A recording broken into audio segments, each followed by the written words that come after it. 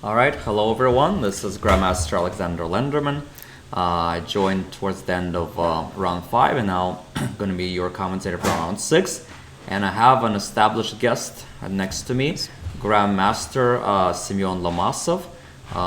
He very strong. The last tournament he competed, he won the round robin tournament. So very strong Grandmaster and we're excited to have him here. So welcome, Semyon.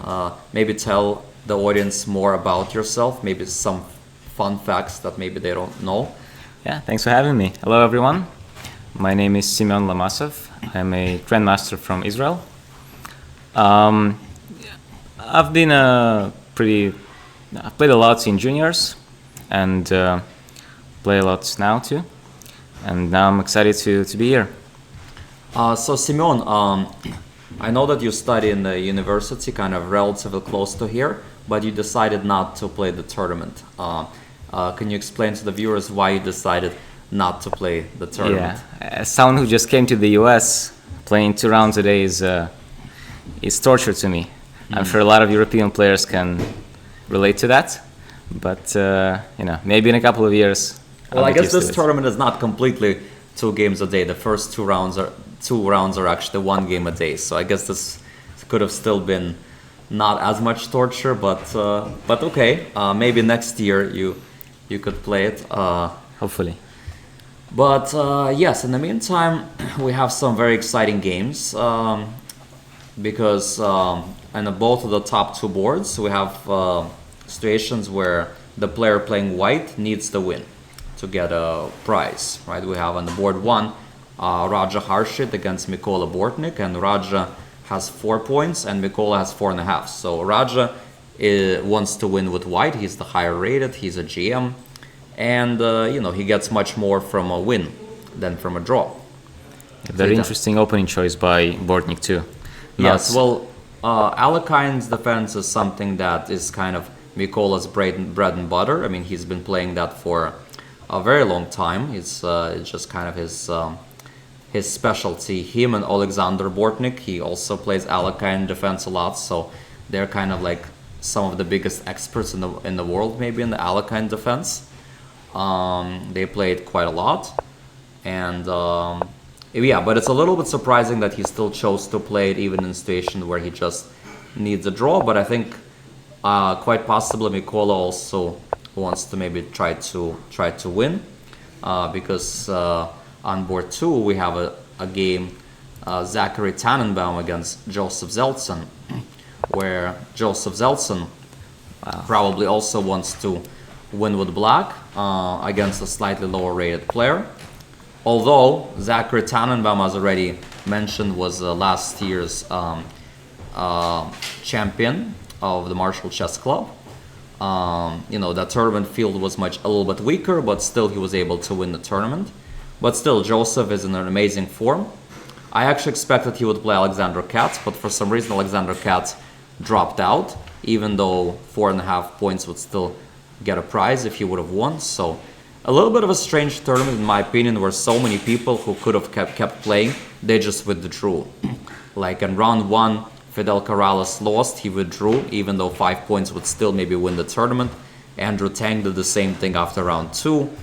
Jurabek Kamrakulov also dropped out after round 4, even though Irina Krush dropped out. So many, Nico Chasen dropped out, even though all of these players could have still won a prize. So it's kind of very interesting that after some tough losses, a lot of people ended up withdrawing from the tournament. And here we have some very interesting choices. It's like a little bit non-traditional. Normally when you just need a draw to get a good prize or win a tournament, you're going to play something the most solid. But instead we see something completely opposite, where it's black, based on the opening, you would think that Joseph Zeltsin is the one with 3.5, and Zachary is the one with 4.5, and Joseph is the one who is in a must-win game. Because e4, knight c6, knight of 3 d6 is a kind of like giving up the center and play at a distance. It's the kind of opening you play for a win with black, but instead he plays in the game where sort of, he's not in a must-win. So it's very interesting opening choice here by Joseph. Definitely surprising, especially since I know Joseph to be a good Sicilian player. I think he can also play 45. He has some solid lines in his repertoire. So definitely a very surprising choice by him. And if he wins the game, I'll definitely want to interview him and ask him what inspired him to make that decision. By the way, fun fact, I don't know if you know Simeon, but Joseph recently visited Israel to play a tournament or two. Oh, really? So when was actually the last time you were in Israel? And didn't by the know way, I this. hope my prayers, I hope everyone in your family is safe and everything. Thank you. Thank you. Yes, it's very important to me. I was in Israel in the summer, then I came here when the study year began. But yeah, I mean, I was gonna say about this opening. Magnus loves to play that in classical games when he wants to win. He wants to get his opponents away from theory. So he played this against Jonas Bier, if I'm not mistaken. Is that correct? Recently in the Maybe, European yeah. Team Championship. I don't remember for sure. It might have been, yeah. Yeah, with this crazy game where he was a queen down, but somehow made it draw. But it's definitely a very interesting choice. As you said, very unexpected that he's the one who needs a draw. You would think that he wants to win.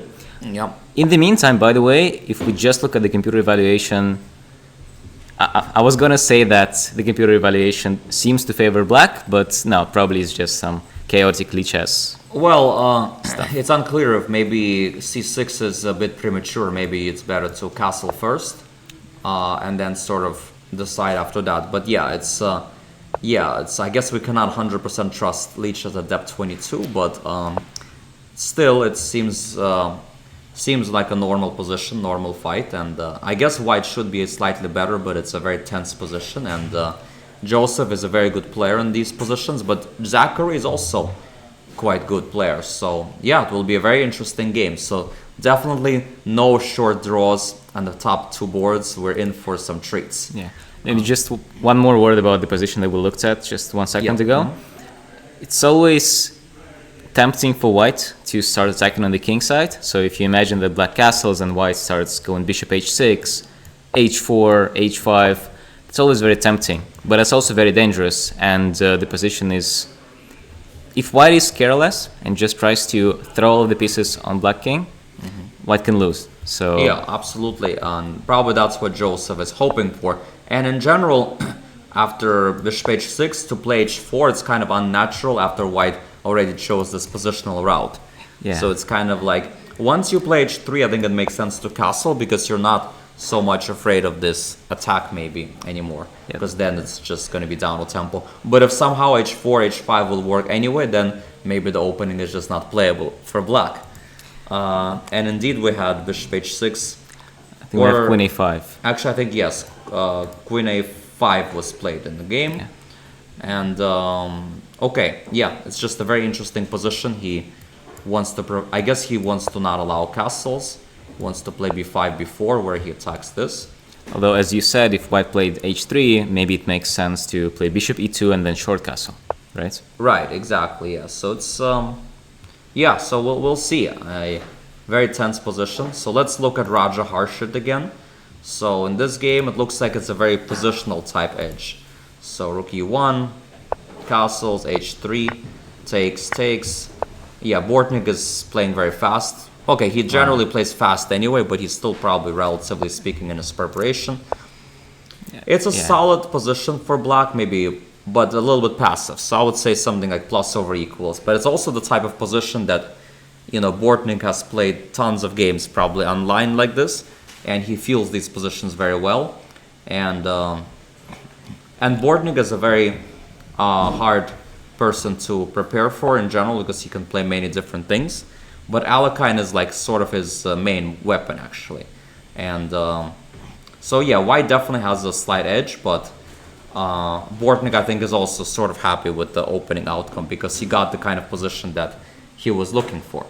Yeah, he seems to play very fast, as you said. I'm sure he played tons of games online in this position. I would just say that, you know, I would think about this position that if black can somehow get his bishop out, so if you put the bishop from c8 to say b7 and push c5, then black has no problem, I would think. Yes, so something like this. Let's say some random move knight d2 here. Let's say some c3, just making some random moves. Knight f1, yeah, c5, and black is already totally fine. So white kind of needs to play precisely. He needs to Yeah. be accurate in order to pose some problems. Definitely not an easy position. So, on board 3, we have your friend here, My friend Brian Waits, Brian Weiss. who's having a great tournament so far. And so we definitely, and he's the one who, invited Simeon to come today and invited him to do a little bit of commentary with me. So thank you to Brian. And he's having a great tournament so far. He beat a higher rated player. He drew, I think, Leaf Pressman, and now he's playing against Brewington, and he's known for slightly offbeat opening. And here we go again. He played the Mora Gambit, something that's still somewhat mainstream, but also a little bit offbeat. Yeah, so today before the game, he apparently asked his opponent if he would join him in playing the Bone Cloud opening. That would be a lot of fun to watch, but apparently he changed his mind in the last second. Yeah, of course, Bone Cloud being e4, e5, king e2, king e7. Yes. Yeah, that's Bone Cloud, Yes. but which Hikaru and Magnus sometimes did for fun. But no, they're playing a normal opening. Actually, Smith Mora, and Black decided not to accept it and just transpose into the Alpin c3 Sicilian. Which is definitely an interesting choice, wouldn't you say? 'Cause Yeah, Alpin is known for its tendencies to be a draw, and I'm assuming Black really, really wants to win this game. He's high rated, he wants the prize. So I'm a little surprised that he just transposed into this Alpin so easily. Well, yeah, I think maybe he was just not so prepared in the Mora Gambit. He didn't know it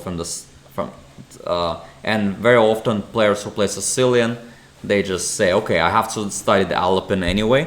So this is if they play the Knight of 6 line against it, it's just a simple solution against it, just to not have to learn both the Mora and the c3 Sicilian. And so when they are met with the Mora, they just go with that. And certainly you could create winning chances, I believe, in any position. So it's a tense position anyway, and it's a fight. Now I think it's not a bad fight for White, but it's certainly a position Black could win, because he has the central pawn. It's an unbalanced pawn structure, 3-on-2 versus 4-on-3, and most pieces haven't been exchanged yet. So it's an equal position, but certainly a player who plays better could definitely win this game. And again, like we discussed in game 2, the main weakness in Black position right now is its bishop on c8. Yeah. So you imagine this bishop, let's say on b7 again, then Black is doing completely fine, Yeah. and the next few moves will be very important in determining if White can successfully prevent Black bishop from becoming And active. that's why the engine is suggesting ideas like this to try to prevent b6 and threaten knight b5. And then after this, he even wants to maybe get the bishop pair like that. But of course, this also has its own risks, because then your pawn structure is weak, you give up on your majority, and it's also not so clear. On the other hand, this bishop on g2 could be quite strong, so probably roughly equal position anyway. Yeah, I would think both players are relatively happy. I mean, I know Brian, and I'm assuming he's relatively happy to get a playable position out of the opening. And it seems that it just leaves a lot of chances for both sides. Yeah, absolutely. Yeah. So let's take a look at our next game. Grand Xu against Daniel Johnson. That's the tale of two players who are having amazing form. And Grand Xu is also another player who likes offbeat openings, I've noticed. He actually played an Alpin Sicilian against Irina Crush, and he won. And e4, e5, knight e2. Wow, now this is speaking of offbeat openings. Yes. Well, that's one of the other Brian's favorite openings. So. Oh wow, that's so interesting. I've never seen this. Yeah. So probably Brian is taking a close look, and so I'm trying to understand what the idea is. If you start with this and then g3, I guess there's some kind of d5, and so I'm trying to understand if I start with this. I think the idea is exactly what happened in the game. That it's sort of an attempt. You play a 4. It's an attempt to lure Black into some weird positions, which I think are good for Black. But I think there are plenty of tricks there that White might know. I always thought of this as more of a bullet opening. Yeah. Where you can make sure that your opponent plays fast and gets right into your trap. For classical games, let's it's definitely, I would say questionable. Yeah. But I mean, we'll see what the result will be. Yeah, so Grant is kind of similar to Brian in the sense he likes these offbeat openings, likes to just get players out of their theory, out of their comfort zone to a position where 2 + 2 = 5, the Dark Forest, and hopes for the best. And Daniel Johnson is maybe a good player to do it against because Daniel Johnson is time pressure player. He really likes to think. He's in amazing form in this tournament, although he did lose to Mikola Bortnik. His fairy tale tournament kind of ended in that sense that he can't win the tournament anymore. He probably should not have taken the draw yesterday from a better position against Raja Harshit, right? Like sometimes when you take a draw from a good position, when you're riding high, bad things sometimes happens. Although that did not happen to Michael Adams in his last tournament where he took 2 draws from good positions or winning positions even against Neiman and then against Gukesh, and then yet he still got a very big fortune in round 6 against Jules Mussart where he won from a lost position and he still won the tournament. So it's never clear, what's the right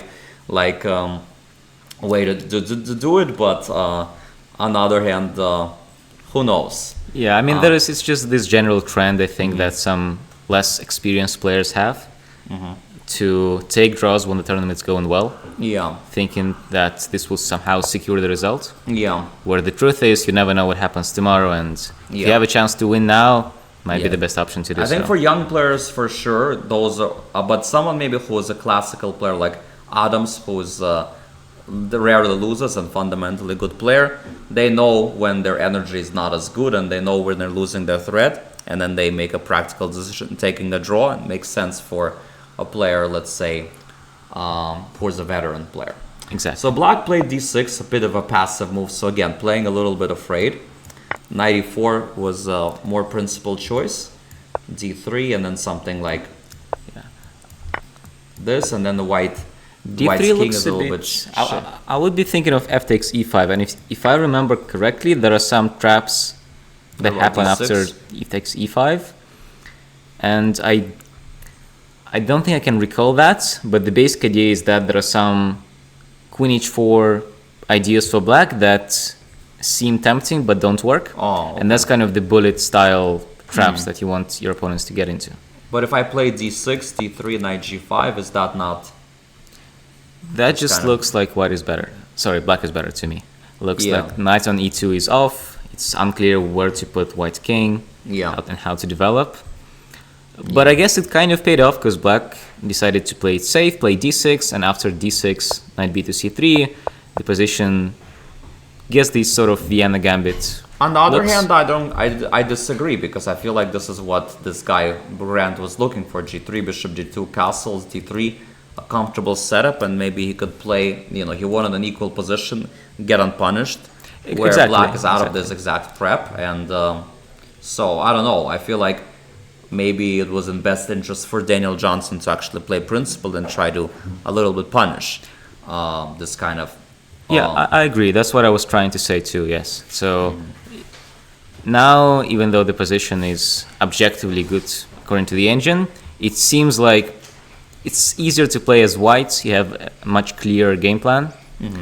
You just want to do this setup, as you said, and then attack on the king side. Whereas for black, I think you will have to create some tricks. We look at the first few lines of the computer. The third line actually suggests to play h5 very quickly. Some c5, d3, h5, which is very unnatural, to say the least. Sure, And if you just develop normally, let's say bishop e7, castle, then I think you might just get a worse position down the road. Yeah, for example, knight c6, natural developing move. Castles, d3, h3, f5, g4, white could already be better. Yes. So for example, here you already need to play c6, castles, b5, d3, but again, the plan is not so clear after that. It's very unnatural too. b5 looks a little off to me, and not natural at all. Yeah, exactly. So I think in practical terms, I think I like white's position here, and he's playing fast, and black will be thinking the momentum is not on his side anymore. So I feel like this might end well for Grant. And now we have another hero of the tournament so far, Chloe Gao, who... did you just Right. inform us? Boards 3 and 4 were switched. Fixed now. Oh, wait. So that's what Brian was doing. Okay. Aha. Ah. That explains a lot. Aha, so this is Brian's game, actually, against Yes. Brewington. Aha, and then... because Brewington actually plays e4, e5 more than c5. And so this game is Grand Xu against Daniel Johnston. Aha. Okay, that's... that change. It should be fixed later in the transmission. I see. Okay. Well, then actually that kind of makes sense. This is the kind of thing that Brian Yeah. would play. E4, e5, knight e2. Because you said that we had the sort of Alipin, which I think is too normal for Brian. Yeah, This I is guess. a lot more like him. Yes, and Smith more again, but Grand Xu play. Okay, anyway, let's take a look at Chloe Gao against Eugene Yu. So this is an Imzo Indian. So Chloe Gao, of course, is a young girl who's been having an amazing tournament so far, 2.5 out of 3 against higher rated players in the last 3 rounds. And here she's playing against another strong young player, Eugene Yu, who's been also having a good tournament. Made 2 draws against higher rated players, IMs. So he played the Nimzo Indian. And Chloe Gao was playing the most solid setup against it. And then she played DC5, and this is actually looking a lot like a Queen's Gambit accepted now, which interestingly enough is an opening that Chloe Gao herself plays with black, if I'm not mistaken. So this could be a structure that she could be familiar with, and although maybe Eugene is as well. And this is also a very important game for prize implications, because they both had at 3.5, and whoever wins will get a good prize. Even a draw might secure them prizes because they're both under 2,300. Chloe's under 2,100. They're class prizes. So this could be a pretty important game for them. Again, I'm surprised there are not more people. Like a lot of people just dropped out for some reason. But okay, I guess it's their loss. So the next game we'll see is John Hughes against Leon Putnam. So John Hughes won his last important game, previous round, to get to 3 out of 5, and here he's playing against Liam Putnam. Now, I think they're both above 2,300, so I don't know if they, I don't know if they're, It seems like a fairly common position to get. yeah. I'm a little surprised that Black didn't decide to push in the center a little more. Yeah, like allowed E5 white to go is a bit D5. more. E5 is a bit more common, yeah. Right. And this looks a lot more natural to me. Because if we look at what happened in the game, it seems like white has a slight edge simply because he has the center. And it doesn't look to me like black has enough counterplay for it. Yeah, so maybe Liam Putnam was a little bit unfamiliar with this opening, and he's kind of thinking he's a little bit worse under a little bit of pressure, and he's a young player, so I think he's very happy to get that experience even after losing the last game to Raja Harshit, to still play a strong player and to try to make something happen. Okay, let's take a look at Brian Lin. Now, Brian Lin, of course, is a strong kid who won against Fidel Corrales in the round 1, knocked him out in the tournament. In Najdorf, which is Corrales' opening. bread and butter, as you say. And here Leaf played this 4 knights in this surprising... Now, Leaf has been having a difficult tournament in the sense that he's having a hard time winning a game. Oh. He drew round 1, then he was barely won round 2, then he drew round 3, and then round 4 as well. He made a draw against Chloe. So 2 games in a row, he kind of had good positions and couldn't convert them. And then in the last game against Brian Weiss, he survived a bad position and made a draw. So now he's thinking he probably wants to end in a win, and decided to confuse the kid a little bit with knight takes e4. Of course, the main line being knight bishop e4. And there's like a lot of theory with this. And here, either CD is more traditional and more main new line is this, with this queen d4 and all of this set of theory. I would still say it's an interesting choice to take on e4. Even though white is probably unfamiliar with this move, we can look at how much time Brian has spent. He played fairly quickly, like 30 seconds. Okay, so And f3, okay, he spent maybe 4 minutes, so I don't know if he just figured it out in 4 minutes or maybe he just thought it's the only move. But yeah, either way, yeah, Leaf is still looks like in his preparation. even so, I was gonna say that even though white could be out of his prep, the position is still quite simple for white to play, and I think it's not that hard to find the right moves over the board, where the right moves are something that gives white some equal position without too much risk, which is something that we see right now, just an endgame where it's probably equal, but I don't see white losing that.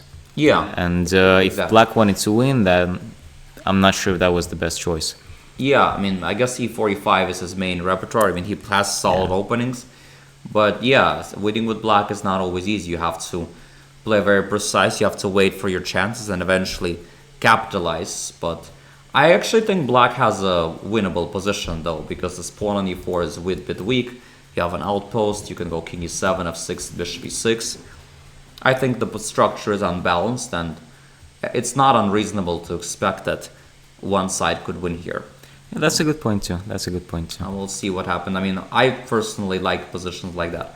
All right, so let's see our legend Jay Bonin, how he's doing. So he decided to play e4, which he normally doesn't do very often, but he played queen f3. Now, this is something that his good friend and also legend, the gladiator himself, Asa Hoffman, who's like a Marshall Chess Club legend, playing for many years, and he's played this several times against me, this knight c3, queen f3 against my Karakan. And yeah, Luke Hoffman, so it's kind of interesting, he played this Asa Hoffman opening against another Hoffman, kind of fitting. Maybe it was meant to do on e5. purpose. E5 after 5 minutes of thinking. And Do the you knight think that's says, prep? wow, this is very interesting. He must have improvised it. I remember the way I played against Asa Hoffman was I just played like this, and then I played knight f6, and I got a comfortable game, and then I ended up winning in some rapid game. Although, of course, white can certainly play this position. And after I never E5? seen that response to Karakan. Yeah, and it seems like Luke wasn't in his prep, right? He Asa spent 5 Hoffman is minutes. Luke's uncle, right? I have no clue. I don't necessarily think so. Okay. I don't think so. So but maybe that's some secret ideas. I don't actually think so, because Luke is a young player, like maybe 14, 15 years old, and Asa is turned 80. Oh, wow. 80. So I think it's kind of unlikely, but I think Hoffman is a very common last name, so I don't think it's very likely.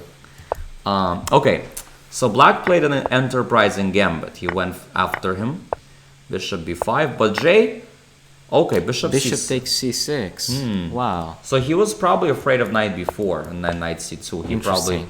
did not want to calculate it, so he played Interesting. bishop takes c6 and queen j3. This 'Cause- looks like an improved version of the two knights defense, right? Because in the two knights defense, you have this line where white goes queen f3 early in the opening, and then takes the pawn on c6. Yeah. And so black has the same position except without the pawn on d7. I guess I should show it. Right. Yeah, so it's goes like this, and then here. Call the fried liver attack. Yeah, takes.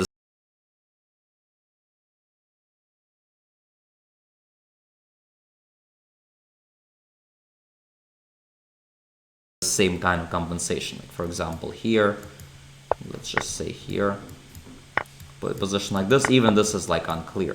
Yeah. But here we have a situation where black is only down one pawn.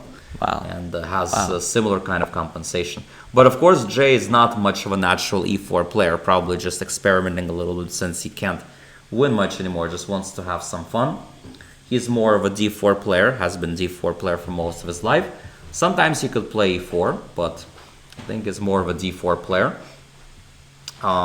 But at the same time, it's not very obvious how to proceed with black. You still have to make use of compensation. Another worthy thing to keep in mind is when you play bishop c6, first of all, he doesn't want to calculate a lot of lines, but also it's a situation where Bonin is, his name on chess.com is Bonin Knights. He really loves knights. That's knight is his, it's like his signature thing to give up bishop for knight and then trick his opponents with knights, and it works very well in blitz and rapid. So for him to play a move like bishop c6 is an absolute beauty. Like he likes openings like Trompovsky, Right. where he would go for I don't know why Have some delay. I don't know why it doesn't really want to work, but yeah, bishop g5, d5, and then he would go for these structures very often. He would also play b3 sometimes with the idea of going for this. Really? Or maybe Interesting. maybe not here. I think here. Sorry, I think here, and then going for this, going against Kingzinin and Grunfeld players. So he would do that many times. So the point is that he really likes to give up bishop for knight in many lines, and so for him, opportunity like this, keep the pawn, nothing obvious seems bad happening. Okay, moves like h5, h4, he probably didn't really consider very much. Yeah. And, he just plays chess, lets black try to prove his compensation, and, just sees what you have. And you might be young quite man. happy. Might be quite happy. Yeah. But the objective, it's probably about equal. Black has full compensation, but probably not more than that. I'm a little surprised why it's equal, because as we just said, if you remove the pawn from b7, it's equal. So I would naturally think that now black is doing better. Or maybe white is a little bit better on development here compared That's to true. other lines. And It's, sort of ironically, if you remove the pawn from b7, then you start getting the rook b8, rook b4, Yeah. rook g4 ideas. Here we don't have those. Wow, rook g8 is a very deep move. Yeah, he wants Wow. to bishop f6, gf6, but of course white will drop the bishop back to e3 at some point, and he probably figure, okay, J wants to give up the knight, but maybe not under this circumstance. So yeah, it's a very interesting game, and we're rooting for Jay to end the tournament on a good note. He had a tough day yesterday, but if he gets a plus score, who knows? Maybe 3.5 could even give a small prize under 23, because he's under 2300 USCF. So maybe, just maybe. Although I think it's kind of unlikely because of this game.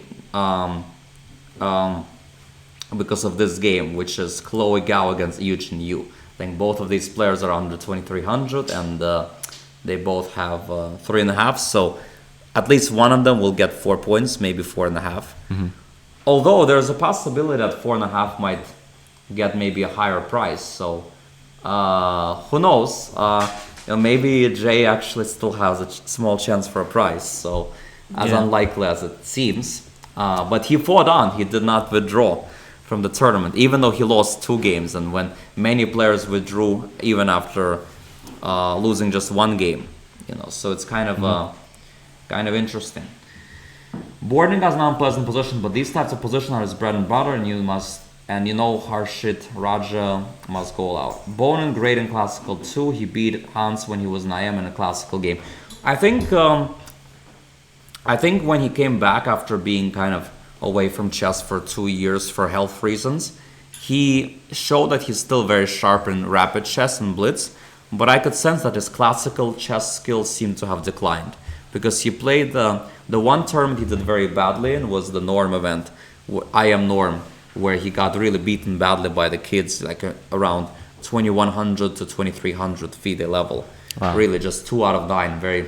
He took a bad beating, and I think he just doesn't have energy anymore to play deep calculating chess. He doesn't have the deep knowledge of openings to sustain. He still has very good fighting spirit, but that works better in these faster time controls. But in long games, you have to have that physical shape, and I think he just will get tired a little bit more now. Unfortunately, his classical chess seems to have taken. His health seems to have taken a toll on his classical chess. But in rapid, he's still close to his peak form. But classical chess is a different story. So for him to win 2 games then classical would be a big boost to his confidence for sure. So yeah. So let's see what happened and what happens in this. 2 more games. 2 games. Like this is a game between 2 young kids. Kyle Don, who had an entertaining draw against Alexander Katz. Very interesting fighting game. I interviewed him a couple of days ago. And he plays against Carter Hall, who had a couple of good positions in this tournament with white against Raja Harshit and then against Chloe Gao, and he ended up losing both of them with white. So a little bit of a tough tournament for Carter. And Kyle also, like, I think, lost the game. So, you know, they're kind of having decent tournaments, but also, also kind of not like running away with the tournaments. So Yeah, well, it's a tough competition, and especially for younger because kids. so many people withdrew, we have people with 2.5 who made the DGT boards. Yeah. So it's kind of Yeah. interesting. Probably, and who knows, maybe 3.5 gets something. So it'll be interesting. Game by 2 young players. I mean, it was Nothing too special happening in the opening here. yeah, Bishop B5 opening. Yeah. Well, I mean, Black played some. Okay, but G6 here, I don't know if it's most accurate because I guess you could consider knight d4, cd4, knight d2, c3. Which is probably what happened a few moves later, judging by the structure. Yeah, he played d6. Maybe bishop g7 is more accurate. And now the bishop on d3 doesn't seem that awkward anymore. Yeah. Because you opened the c1 bishop with d takes c3. But the position for black, I would say, is quite pleasant. Very good version of the hedgehog. Yeah, very good harmony. Yeah, black has no problems. By the way, the knight c3 queen f3 line is called Goldman variation of Caro-Kann. Had a 2200 played against me in 2022. Yeah, the only player who played it against me that I remember is Asa Hoffman. Oh, maybe that's a few others, but Asa Hoffman I Yeah. think played it several times and he has some knowledge. 4 out of 5 grandmasters quit after round 4. It's sad. Actually, it's a bit surprising because they could have still won something, but I guess they just have better things to do, and once they can't win the tournament, although Corrales and Tank still could have, but it's kind of a little surprising. I think if I would have entered this tournament, and I would have sacrificed like some teaching for it, I would have not withdrawn. I would have wanted to play. And that's one of the reasons why I just didn't play, because I figured, okay, maybe it's too much of a grind for me to play all 6 games, but I don't want to play just a few and withdraw. Well, Tang, as far as I know, works in a very successful firm, so But probably he withdrew after 2 rounds on the weekdays, and he would have played on the weekends when he probably figured if he's not, I would assume to him chess is more of a hobby. He just plays it if he feels like it, and if he loses the game, maybe his drive is gone. Yeah. And he just figured whatever.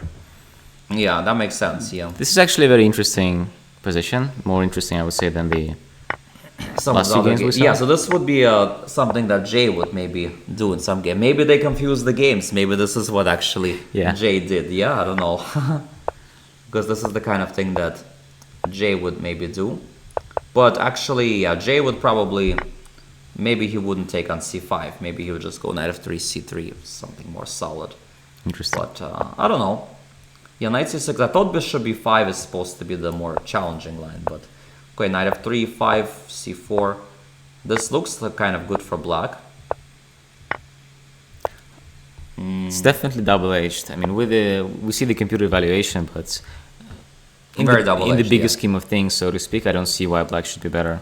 Yeah, That that's has queen that pawn e5, structure. queen e5, f5. Right. I mean, queen e5 looks completely inhuman to me. f5, is natural, but e3, I could understand why black played e3, which turns out to be a mistake apparently. Yeah, it's not clear why, but yeah. Anyway, it's actually complicated. I guess because if you take on e2, take on c5, there's some knight d5 and some double attacks. Right. Maybe that's right. Maybe there's some initiative, and it would have been better to protect that point here on e4 and have a solid structure. Even though that means being a pawn down, I would think, after knight b3. Yeah, that's actually true. Yeah, you're gonna be a pawn down and Queen d5, I would think. maybe queen d5. Yeah. So you definitely see why black chose to play e3. Yeah, Seems, it's not very obvious compensation. I mean, I guess yeah, for the engine it's easy eventually to figure it all out, but for a human, not so easy. Okay, should we Go back look to at the some top, first boards? top boards, yeah. Okay, so Raja, Harshit. Okay, well, looks Interesting. like they've just changed the structure. So as Simone mentioned earlier, you don't want to just allow simple development. So white played the move a4. I guess a4 is to try to stop b5, maybe with a similar idea. Right. Okay, so black played b6, natural, and white played bishop b3. So now, black played c5 immediately. Now, if you want bishop b7 right away, the question is what was he afraid of? I would think the idea behind bishop b3 is probably to play a5 here. And after b5, the bishop is no longer after attack. So you have time to actually play a6. Yes, and then you disturb their harmony and it becomes not so easy to, yeah. And that also, it's also understandable why Nikola Bortnik didn't go for it, because after a5 you probably need to take on a5, I would think. Yes, and then I guess there's some c4, c5, and then you clamp. Right, in a on classic way. Yeah, and then you put the knight here on c4, and yeah, white is sort of doing pretty So well. very good understanding by Raja, I would say. Yes, realizing that if white does nothing special, black will just equalize, so he tried to unbalance the game. And now, of course, he accurately takes on d5, changing the structure, because what it means is, even though white gives up the bishop pair, now the black bishop on b7 will be blocked in like a big pawn, and also this pawn on d5 could be rather weak. Yes, Even and now, could you take on c5 and take on d5 after that? possibly, yeah, he probably is calculating that. So, for example, let's say you do this. It looks like maybe I could take on b2. Wow, this looks so scary. But it's very scary. Here, rook e1, and there's going to be lots of initiative. It's definitely not what black wants. And Right. what else can black do after d takes c5? Taking on c3 is also kind of, Yeah. I would say, not C takes ideal. d6. Oh, right, there was even that. Okay. There's even that, yeah. And you could win a pawn back, but I guess this is kind of a very dangerous position with these dark Yeah. squares. And as you said, the bishop on b7 is just terrible. So if you imagine white queen on d4 or white knight on d4, the bishop is probably never seeing light again. I feel confident Bortnik will hold a draw with this. Well, Interesting. we'll see. As I mentioned a few days ago and yesterday, I did not manage to hold Raja Harshit in a game recently where I just needed a draw to win the tournament. So maybe Bortnik could do what I didn't manage to do. Well, Raja Harshit is a very strong player. I mean, I know him from a lot of youth championships, and he was always dangerous opponents.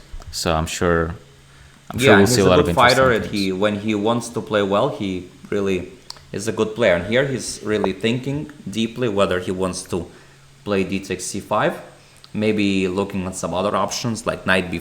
Maybe he's also considering knight b5, and then like bishop e7.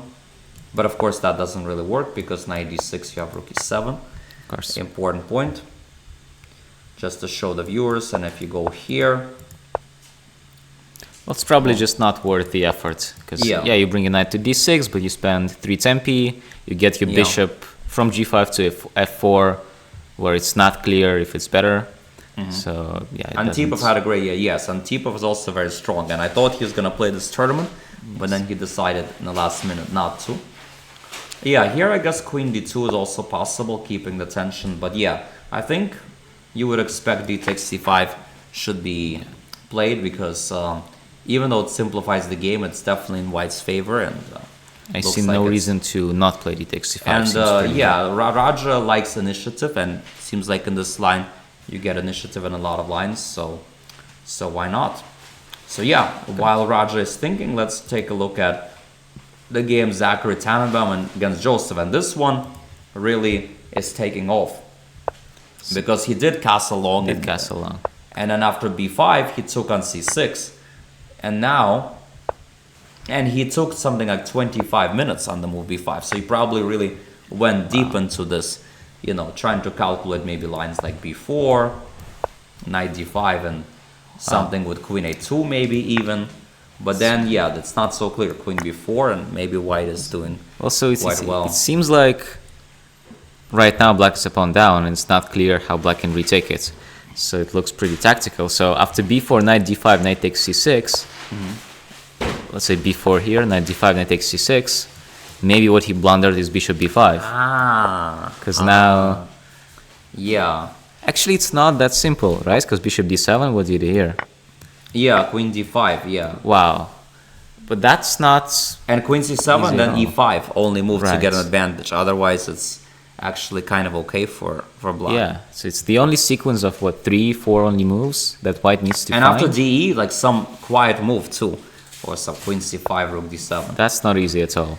Yeah, so, What this is very interesting. Well, the good thing for white is it's kind of forced. Here you have one move, which is knight d5. After knight c6, bishop b5 is probably something he will see in that position. Oh, by the way, I've noticed that another player dropped out, Brewington Hardaway. He had 3.5 out of 5. He also dropped out. He was... No, Bruce still in. he's still in? Right. He's playing. It's playing Brian. It's a crazy game. Oh, never mind. He's still... -2. Wow. Yeah. I What was just- happened? Okay, so this is... sorry, I confused something. Yeah, Brewington... Yeah, he's still playing. Sorry about that, Brewington. Yeah. Cats dropped out. Who? Cats dropped out. Yeah. Sorry, I confused. Okay, so Brewington played d6, knight c6. Okay. So I was criticizing him for not going knight e4, but okay, maybe it's fine. So he played g6. He really wants to play the Fianchetto structures, which he really loves, it seems. h3. And strong move Yeah, knight h3 is a bad move. I'm surprised about h3. Why not just g3, bishop g2 normally? Maybe he's afraid of h5. I would think he wants to play h3, g4. I would yeah. think that's his logic. So let's say bishop g7 and then g4. Yeah. The computer doesn't like this, but it's interesting why. Because to me, I would think g4 is good for white. Maybe there is some tactical refutation. Yeah. Like d5 as we see here, or h5. Yeah, something like this, yeah. But instead of that, he played knight h5, bishop to e3. Right. E takes. Yeah, and he sort of blundered a lot of... Oh, wait. So if I go queen h4, is it somehow... okay, maybe this it's is- still quite messy, yeah? It's very messy. For some reason, I think Brian had a game like this a while back. Oh, he did? Oh, wow, yeah. Yeah, so it's very. I'm surprised that he went for this. Maybe he just thinks it's practically good. I don't know. It's very... Yeah, and he seems to play very fast. I mean, look at the time. He has was it 1:27? Yeah, like just Here. really confusing the game quite a lot. Right. Well, the big question is, does black win a piece? I mean, let's say bishop g5 as the engine suggests. It's knight. So now the point being, if knight f4, you take and queen h4. Right. And Obviously, knight g7, the knight gets trapped. So I guess knight g3, bishop h4, and if king f2, you just castle, play f5, and you just... yeah, it seems to be over. Seems to be over. Yeah, queen f3, knight d4 seems to be So- quite bad. How does white save the piece? Yeah, it's not clear. So I guess you have to play h4, but which probably he will play. But yeah, he has to just go for this, which seems very sad. Yeah. So yeah, a little bit surprising here by Brian, kind of a little bit tilting maybe or something. Yeah, I Yeah. don't know. Yeah. Well, Sometimes that can happen. That can happen. So- Alex, have you ever gotten into a heated argument with a grandmaster? You don't have to mention names, but what happened? Heated argument with a grandmaster. This guy's been in the chat like every day, every game, all weekend. Probably at some point I generally try not to argue. Yeah, I've had. Yeah, I did have. I have. I mean, I've had grandmasters kind of sort of been upset at me, oftentimes it's not because of chess things, but with something else. Like for example, there was one game where it was my move and I was getting a little bit nervous and I made a little bit of a noise, but it was still my move. And then he was like, I was thinking it was my move, so that was. I mean, you're not supposed to distract your opponent when it's opponent's turn, obviously. But when it's my move, I mean, I was a bit surprised that he wasn't telling me to be quiet on my move. Yeah, and then somehow I managed to swindle him, and he was like very upset. Even though, to me, it was a little bit strange. He's actually not from here. But he kind of came to visit like once or twice. I'll probably not mention names. And there was also another time I played a GM in the club, and there I guess I was in a bit of a wrong. I started his clock in a blitz game because the TT said to start a clock, but I guess it's not an ethical thing to do to start someone's clock in a blitz game. And the thing is, at that time with this GM, I already had a little bit of a slight history over something else.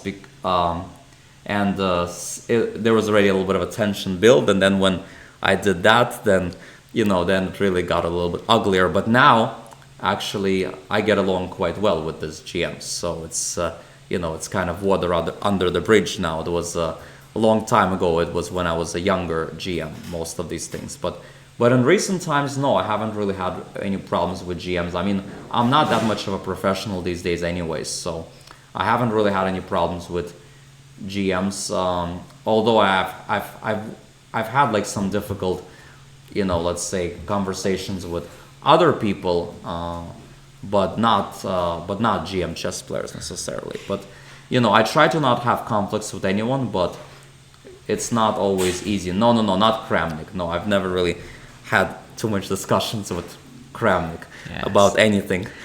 As long as you don't cheat, it's probably fine.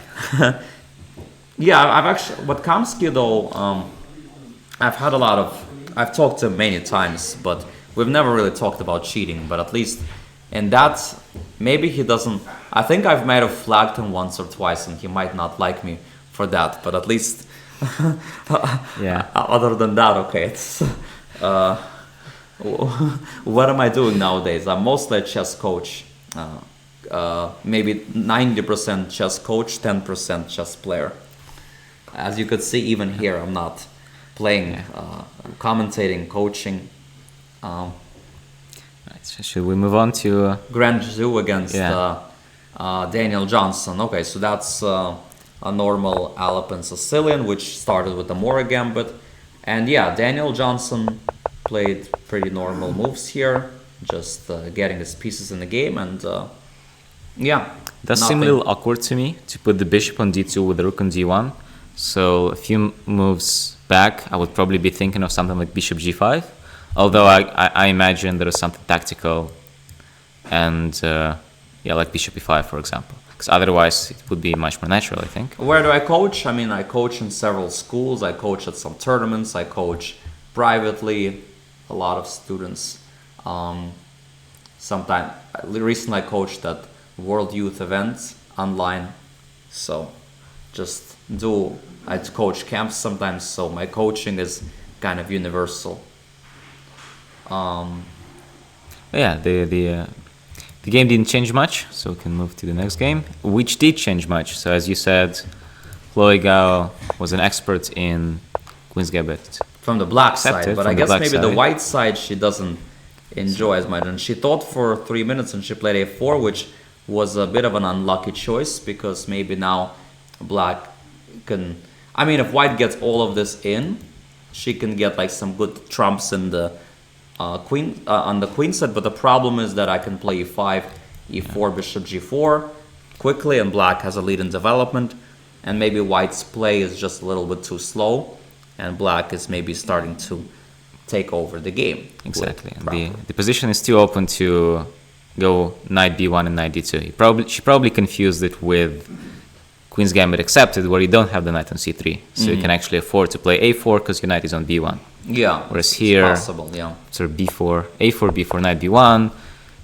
As you say, black could play e5, which is probably most active, but even in something like h6, which happens to be the second line of the engine. It's Well, just h6 not is clear. with the idea of e5, but Right, and it's not clear why White spent 3 tempi Yeah. moving the knight from c3 something to b1 reasonable to d2. though, I guess, is knight a5, bishop b7, right? That's also Exactly. a lot of bishop d6, knight g5. Those are also pretty logical plans. So yeah, so Eugen is thinking, pondering about the plans, and let's move on to the next game.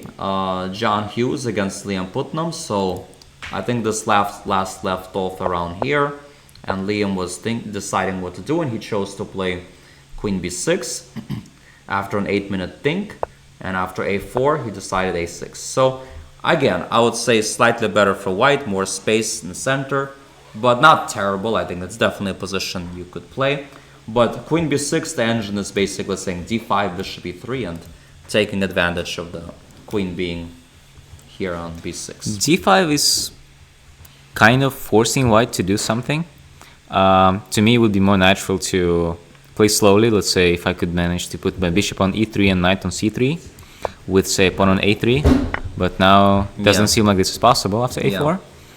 So, yeah, as you said, it's not that simple. If you imagine that white comfortably controls the center, then of course. Yeah. But it's not so easy.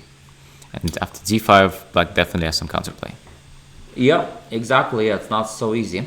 All right, so now we have Brian Lynn against Leif Pressman. All right, so let's see what's happening in this one. So it's bishop c4, king e7, rook f1, bishop e6. So as I mentioned earlier, this is a kind of game that black could definitely try to win.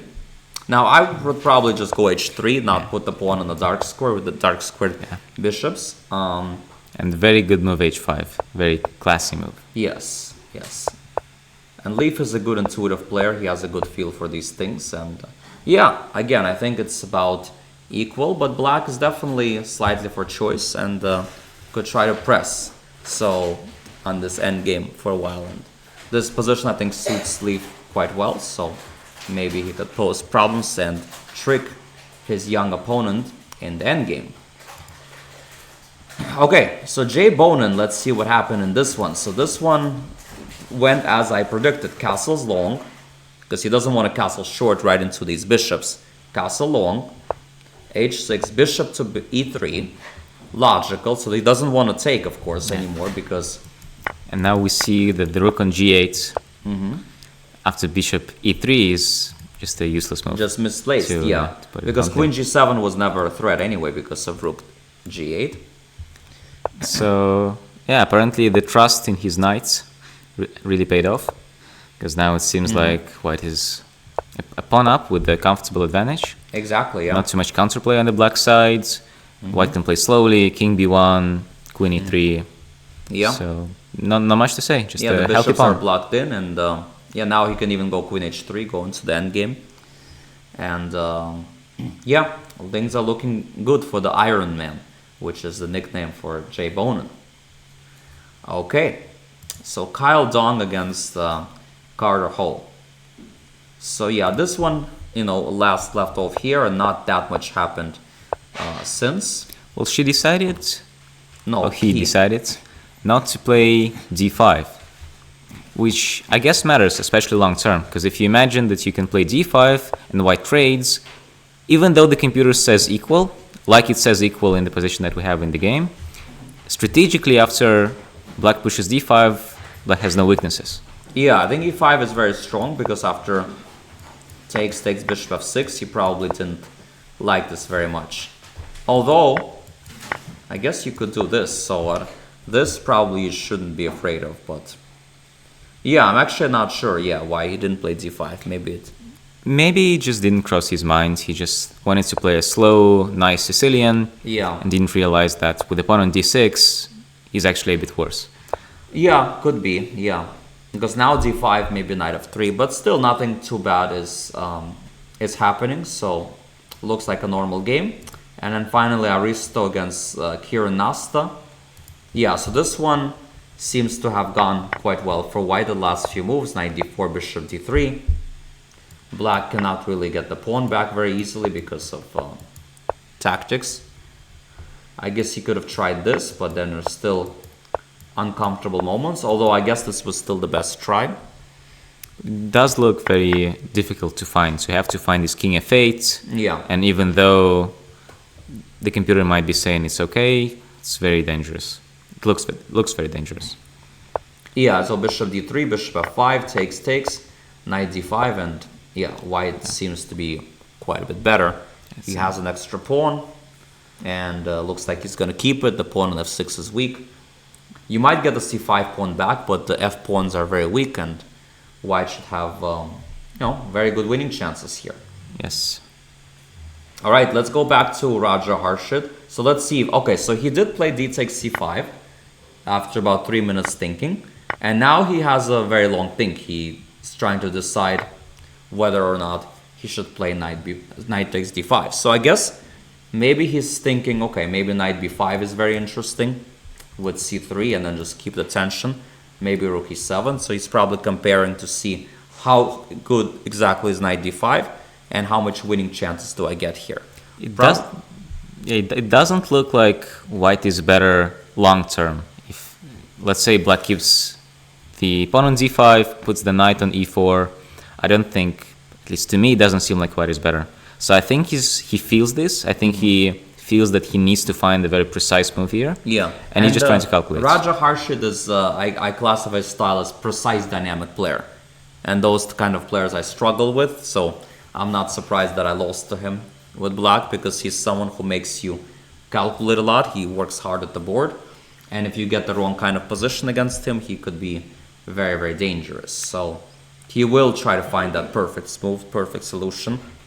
And I think these types of positions are very difficult to play for white, because you have a lot of tactics, but then on top of that, you have to evaluate lots of different positions. Do you take on d5? Do you keep the isolated pawn? Do you put your rook on e7? Do you put your knight on c3 or on d4?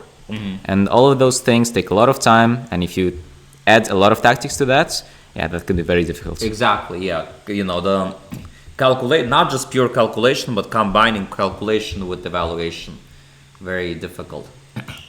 Okay, Zachary Thomas. So Joseph here had a long think, but then after DC, he's tanking again. So clearly he missed something earlier on. And maybe a little bit of nerves, in the decisive game. I kind of still, I'm a little bit doubting this opening choice, honestly. Yeah. So It looks like black has so many options. Yeah. So to name a few, a6, bishop e6, castle, b4. But normally, when you think for 20 minutes, 25 minutes previous move, you're supposed to sort of already calculated everything, right? So to think for 20 minutes, 2 moves in a row is already a little bit, Happens to me sometimes, though. Position is very difficult. You think for 20 minutes. That happens to me. I cannot come to a conclusion. But I feel like it's time to make a move. I don't want to spend too much time. I want to put pressure on my opponent. So I make a move.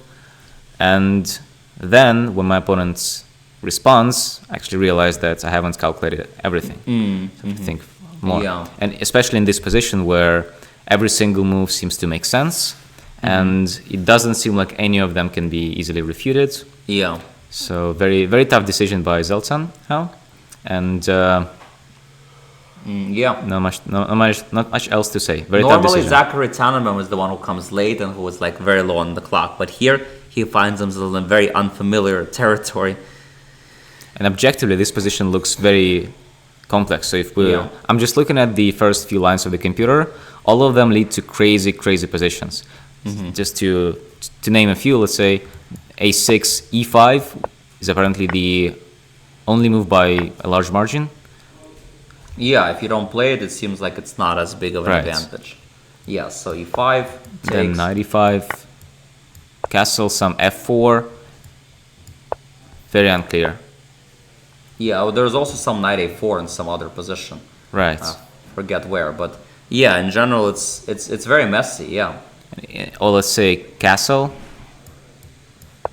Somehow knight d2 is the only move. No, knight d5. You mean? Sorry, knight d5. Queen e2, knight e7.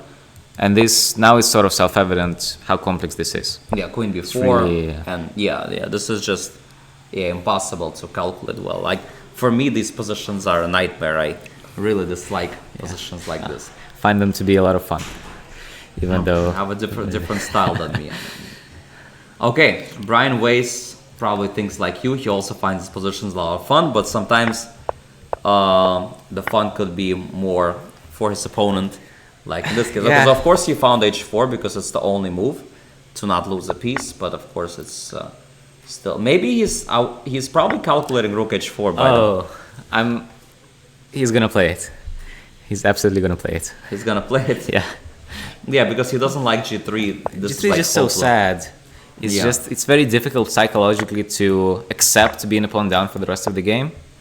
And even though he might understand that this is losing, well, queen d8 looks like natural, but here actually it looks like white has very decent compensation to some extent. So so then you have to find queen g5, but then you have to calculate this, and this could be a bit complicated. Yeah. So yeah, I think I would agree with you. I think there's a good chance he will try.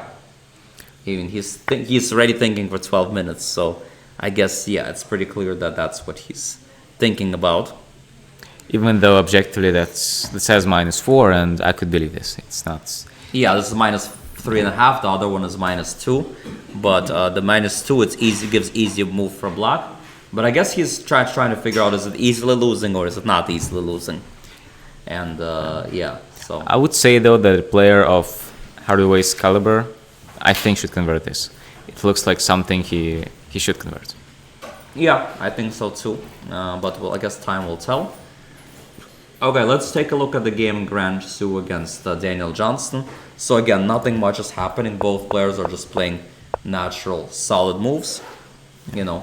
Black will play some bishop c6 or bishop e8 and h6, and again, nothing that much is happening around here. Should we focus on one game, say game 1, game 2? What do you think? It's up to you. Which is there any game that you really wanna? I think the game of Zeltsin is actually very interesting. Just let's do it. So d6 c6.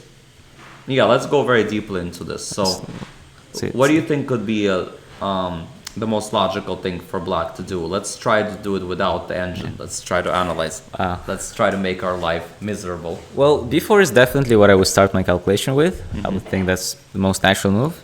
Yeah, and now knight d5 is sort of forced, probably. Yeah, and now queen e2 or knight c6. So one of the two. Queen e2 is probably something that I have to calculate because it might just win. Yeah. So, and now white has some choice already. Does he take on d4, go knight c7? What's the play? Yeah. Well, I guess if you go knight c7, let's go king d8. Right. I was thinking of like sacrificing this knight somehow, but maybe it doesn't work. So let's say queen b4 and e5. Oh, queen b4 and d5. I'm not sure. Looks a little bit off to me. Probably is knight d5 or something. But definitely, so not that. So I guess white needs to take on b4 then. Yeah, take on b4 makes sense. Yeah, and defending from the mate, of course. Black has lots of options. It's the castle, knight takes c6. Pretty much every move that doesn't lose on the spot makes sense because white king on c1 is very weak and will stay weak for the next few moves. So black actually has time to do some development. Let's say castle. This position needs more arrows, Hikaru style. Yeah. I think arrows are easier to explain in simple positions, but positions like this actually, I'm not so sure if the arrows, they might just add more confusion. Yeah. Well, the general sort of logic is that first you look for some tactical wins. Yeah. There are none in this position, so... Knight e7 here, bishop c4. Yeah, so then you start looking for something less tactical. And you're pretty much looking for For lines that you can cut quickly, because you can't really calculate everything, so you're just looking for something where you can say, I stop here.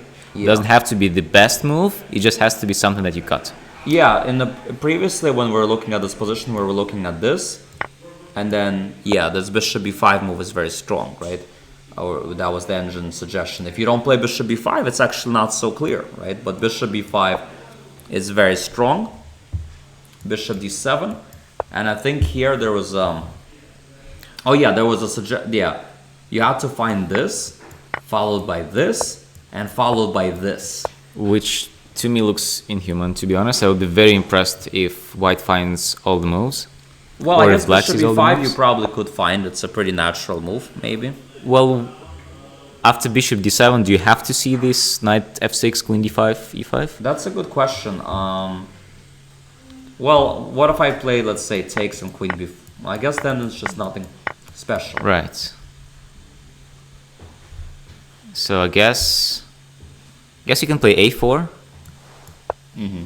Actually, the Well, queen's queen hanging. 94. Oh, I actually just completely missed this. Okay, so I'm taking this back. So you do have to take on f6 then. Mm-hmm. Bishop takes, and Queen. I mean, I guess this you could see. you can Doesn't see look. this, yeah. So And here you don't have to see 5, right? You can, even if you don't see it ahead of time, Right. you can go for this position. You're safe. You can go king b1 and something. that's And good then points. once you get to this position, then I guess you maybe could find e5 Yeah. as a possibility. So, yeah, I think it's. But to see it from black side, it could be a little bit difficult. Yeah. Because a lot of choices, and somehow none of them completely work, and it's probably very frustrating for Joseph. And he's the fact down that- to 36 minutes on move 10, which yeah, is well, very which bad. it makes sense because this position is just so critical that you just have to. If you don't make the right decision, you could just lose, right? So Yes. it's like that's the danger of playing this Fianchetto bishop. That's why I struggle with openings with Fianchetto bishops with black, because they're just so demanding for calculation, and I'm just quite frankly not very good in calculation, especially in bad form. So that's why. When I play such positions, I often don't even play GM level, not even close. Interesting. So, Yeah, yeah. maybe we can look at game one, because yeah, here game one, there's seems to some be- moves that were made, yeah. So, and white actually did not end up going for this pawn. He played rook e7. He really wanted to go for the initiative. For some reason, he did not think it was enough, maybe. To me, it seems like there are so many moves that white needs to calculate. I'm sure we're just missing some natural response for black that the engine doesn't like. So let's say knight d5, let's say queen d7, for example. Well, queen d7 Let's is see. no, queen d7 actually is the engine top choice. Right, and the line that it suggests is something like knight f6, takes, queen f5. Yeah. So I guess it's not that easy to evaluate that. Maybe also Yeah, well, bishop c3, rook d8, queen d8. e2, and okay, I think it was giving something like this, but at least Okay, this you that's- could sort of. that's pretty. That's a good point.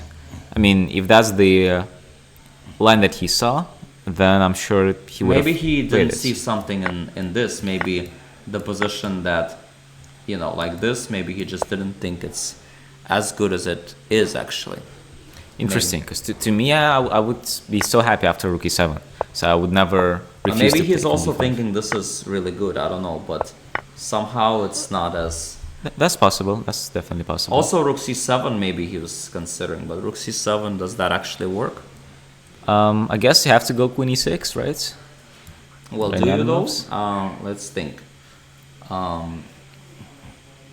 For some reason, I suspect there might be. Well, I guess knight b5 doesn't really work. Rook c6. Takes. Queen d5. Yeah. Yeah. So here. And you just take on d4. Yeah, that actually looks good. I mean, Rook b7. Well, and queen g5 maybe. right. And yeah, I mean probably white is a little bit better, but it's not. But also, if you compare it to the position that we just looked at, where white is a pawn up, Yeah. it doesn't seem reasonable to choose this one. Yeah. So I guess knight d4 makes sense, but if I go queen c5, Well, my rook is not hanging, so I don't have to take, I guess. oh yeah, that's true. Yeah. I don't know if I have a better option though. Let's say, do I have knight f5?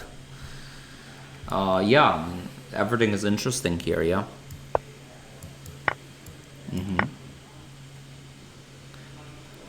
Especially if he needs a win, that might be what he's thinking. Yeah.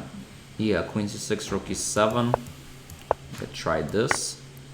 Rook b1. Yeah. Bishop back. It's definitely a very ambitious decision to choose this over knight takes d5. Knight takes d5 looks like a very comfortable age. Yeah. Again, unless we're missing something, which happens because when you look at the engine, it's obvious that move is good. But if you turn it off, Oh well, actually, knight e4, knight d4 maybe is good, but there's apparently some move d4. Maybe that's what wow, he missed, because after d4, knight b d4, queen d6, somehow this position is just good counter, because these two bishops are just very powerful. And the difference is that in this situation, you're forcing trade of one of the bishops, whereas here, you don't. And I think that's the difference in nuances. absolutely. By the way, rook c7 is somewhat interesting, but let's see if he actually... Okay, no, he just took back. Okay. And okay, so he does have a queen c5, c3, as I mentioned. Yes. Is good, and Well, queen c5 seems like the only move because you really don't want to take on d4. yeah, and you queen c8, I guess, but queen c8 is a bit passive Yeah. also. Yeah, I wouldn't. That doesn't seem like there was any reason to choose queen c8 or queen c5. You're keeping the bishop on b7 alive anyway, and the queen on c5 is better. Yeah, knight b3, queen c8, that would be a better version for black. But if you go c3, yeah, the bishop on b7 is just bad for the whole game, for the near future, and white definitely has this initiative with the rook on e7. That being said, let's say I go bishop a6. Because white pieces are kind of shaky too, and the computer suggests to just give up the pawn on d4, which I guess makes sense once you see it, but it's not that easy to find. Yeah, for sure, yeah. Bishop takes, bishop h6. And now you have this... Why is it +6? What's the... you go rook f3 and... there's no defense? Yeah. Interesting. Yeah, and this bishop on a6 is just completely off. Like, just really cannot do anything.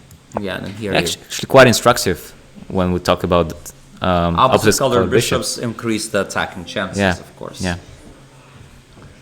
I mean, if he finds it, that's definitely very impressive, I think. Queen e1. Yeah, otherwise you might play queen d2, but queen d2 is not very good because g5. Although even this position could be kind of interesting. Initiative even here. 100%. And No, you must go there. Must go there. Yeah, still. This is... Wow. It's definitely not an easy position to play. A lot of options for both sides. Yeah, so in both of these games, white is doing quite well, and Joseph is still tanking here, unless there's a transmission error, but I somehow don't think so. I think he's just legitimately thinking here. This is definitely a position where it makes sense to think. So, and he's okay with the draw, which is interesting. Or maybe he wants to win, I don't know. I mean, maybe, but very, very interesting. Okay, Brian Weiss. Oh, he did go rook h4, like you predicted. Yeah, you know him all too well.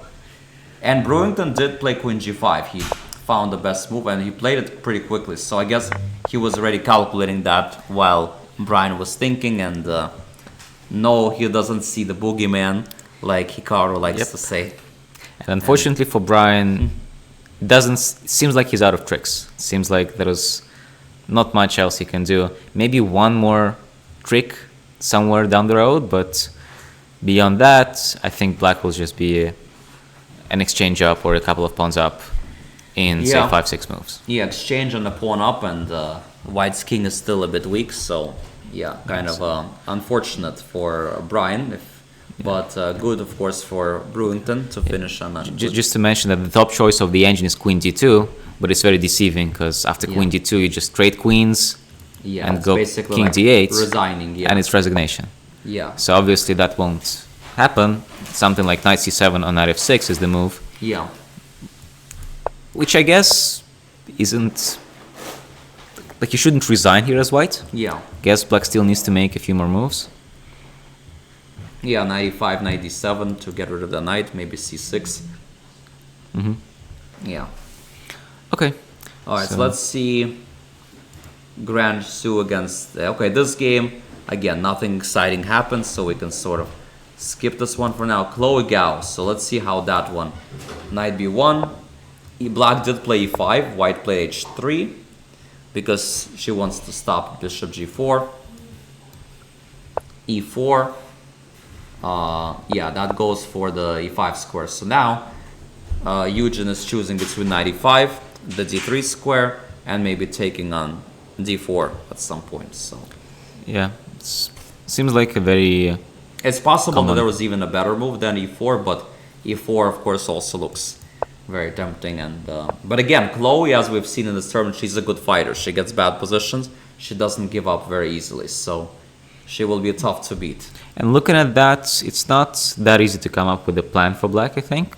Generally, you want to put your bishop on d6 and queen on e5, and if you manage to do that, then the game becomes very easy for black. Practically over, You just yeah. throw all of your pieces at white's king, and then, yeah, as you said, it's over most of the time. But if you look at the engine, again, the evaluation bar is deceiving, because black makes some slow moves with knight e5, bishop b7, rook d8, but it's not easy for a human to play without a clear plan. And Exactly, it seems yeah. like that's what's happening right now. So John Hughes against Liam Putnam. So in this position, after a4, a6, white traded again, and white did play d5, trying to go bishop e3, bishop d4, bishop e3, queen b8, knight d2, and white continues to have that slight edge, but black still has a fairly decent position, I guess. I would be happier playing this than the position a few moves ago, because now at least I have some Bishop activity. on g7, yeah. Bishop on g7, square on c5 for my knights. The computer actually says that black is worse, but from a human perspective, I would think black has some counterplay, at least.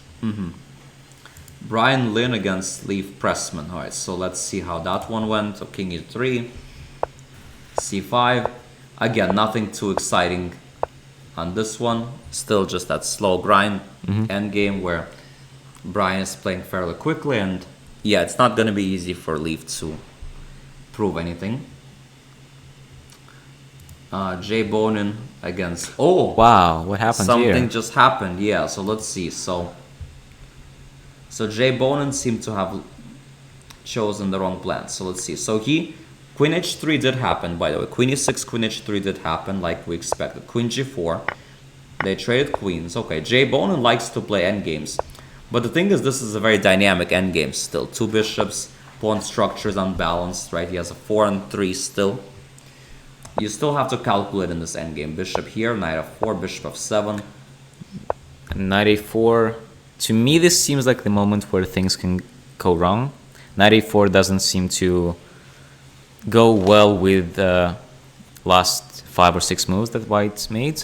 Knight c2, e2 would make a lot more sense. Yeah, knight c2, knight g3, and try to maybe play Yeah. d5 exchange. I was also thinking just playing b3, c4. Yeah, And my blockade on f4 is very sound. I don't Yeah. really see what counterplay black has. exactly. So yeah. very interesting why he didn't choose to play this.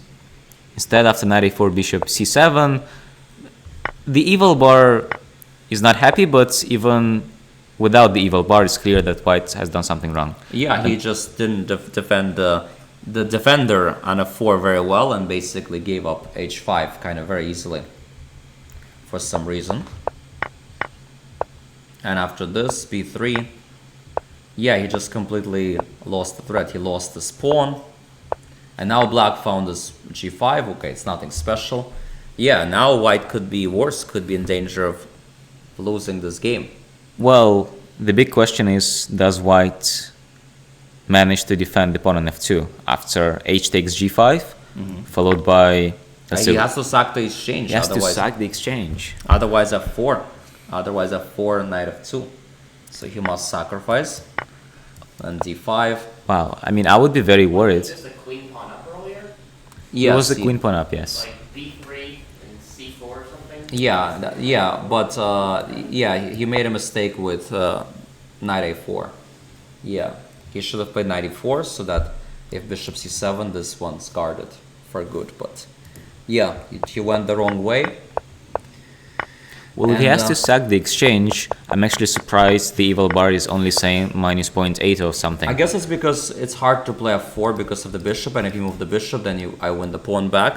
And if you don't do Okay. anything, then I'm gonna start doing something with my queenside pawns. So Interesting. I guess that's why it's not so bad yet. But And I guess he has his favorite knight on the board. yep, There's always a chance. exactly.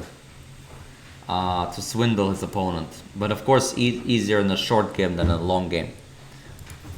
Okay, in this game we had a couple of moves: 95, b3, rook c8, 92, and finally black broke through with d5. So probably black has equalized the game. And then Aristo against Kieran. Yeah, this one is going from bad to worse for black. You know, white invaded with the knights. Castle. Okay, now he's up a pawn, better position. And yeah, here black is really in some trouble. The knights are just very strong. Jay Bonin would really appreciate this position. Endgames, knights, up a pawn, technical conversion. Yep. You know, Jay's bread and butter. Okay, let's go back to Raja Harshit. So actually, Bortnik did not play queen c5. He played queen c8. Is there something that we're missing after queen c5? Some human move that the engine doesn't see, but I guess the engine doesn't like, but we could see. Maybe there is knight d5 followed by rook c7 and the queen is trapped. Well, what? Is that the case? Oh, wait, you finished? Yeah. Wait, what? No, I drew. Oh, you drew. Oh, 1 second. So we actually have a result. This game between Jay Bonin and Luke Hoffman, and then the draw. And Jay did, by the way, take on g4. No, but I don't know how am I supposed to like if you have a final position. Well, Yeah, I have no idea how much. maybe we should have an interview. Yeah. So how about you could stay. Okay. I use the restroom. Maybe you Okay. could ask Luke a few questions. Maybe you sit here Of course. and Luke, you could sit there, and then maybe you could talk to him a little bit. I'll be back shortly. Okay, so So, hi Luke. so Maybe you can walk us through the game? yeah, so I don't know any openings. Bit of an Okay. issue. I definitely do not know queen f3, Okay. but e5. I mean, it seemed like a pretty good sack. So that was improvised, right? Oh yeah, completely improvised. Yeah. We were very impressed because it seems like you spent 5 minutes. Yeah, I have no. Only clue. 5 minutes. But it's second like round. it's like so obvious that you have to do this. Like Okay. it's so. Okay. Though knight f6, dc6, knight c6, bishop e5. No, I have a really interesting choice because I can sack 2 pawns with bishop e7. This is what I was considering. Right. So we were discussing the. But the problem with sacking knights. those 2 pawns, like bishop e7, bishop c6, bc6, bishop d7. So that almost transposes to 2 knights. doesn't Yeah, it? yeah, yeah, I know. It looked queen f3, but I didn't know. Like, I'm still 2 pawns down. I did not see e4, like, at all. Like, Okay. because I just saw, like, knight takes e4, bishop c6, d3. Like, I didn't even think it was that much. Okay. So that's why I played bishop d7, because I'm like... So I was... after bishop d7, I was extremely surprised by bishop takes c6. I mean... Like, So why? Like, What were you planning after knight to e2? I didn't know. I was going to play bishop e7 castles or a6 first. I mean, Okay, because Alex and I were discussing that your opponent might have been afraid of knight b4. no, I didn't even consider knight b4. Okay. Because I didn't think he would allow it. Okay. Oh, then I have to castle. Yeah, knight b4 is very I guess interesting. queen f5 is a more human option because then you don't give up the pawn. Yeah. But that's definitely. So you were happy with bishop c6. Oh, yeah, of course. I mean, there's no way I'm worse here. Like... But then I started, like, I horribly misplayed. Like, okay, bishop d6, he can't take on g7 because rook g8. So... We can show it. Rook g8. Yeah, obviously. And then bishop takes Queen g2, moves. yeah.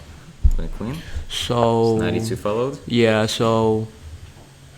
Yeah, so here it's like very like I don't understand really what I'm supposed to do because I went queen e7, which is obviously a mistake. Like looking back at it, but Yeah, it's a tough choice. I mean, castling looks so like weird. Like I just gave up a pawn, so I'm not sure. right. So were you considering h5 at any moment?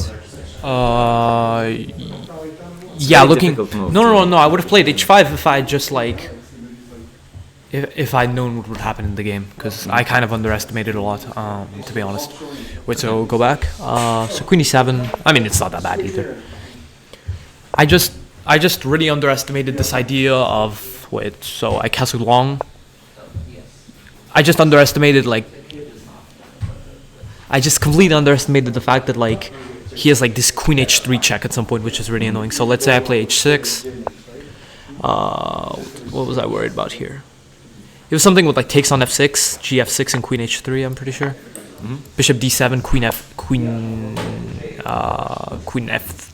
Yeah, it was some queen move, and I'm like, okay, he's got a lot of squares for his knights, and I'm a pawn down, so looked a bit ugly. So I started realizing after bishop g5, and then I played this horrible move rook g8, which I only realized later was very bad because Right. he can just after h6 he just goes bishop e3. He doesn't have to. So if he castled h6 bishop e3.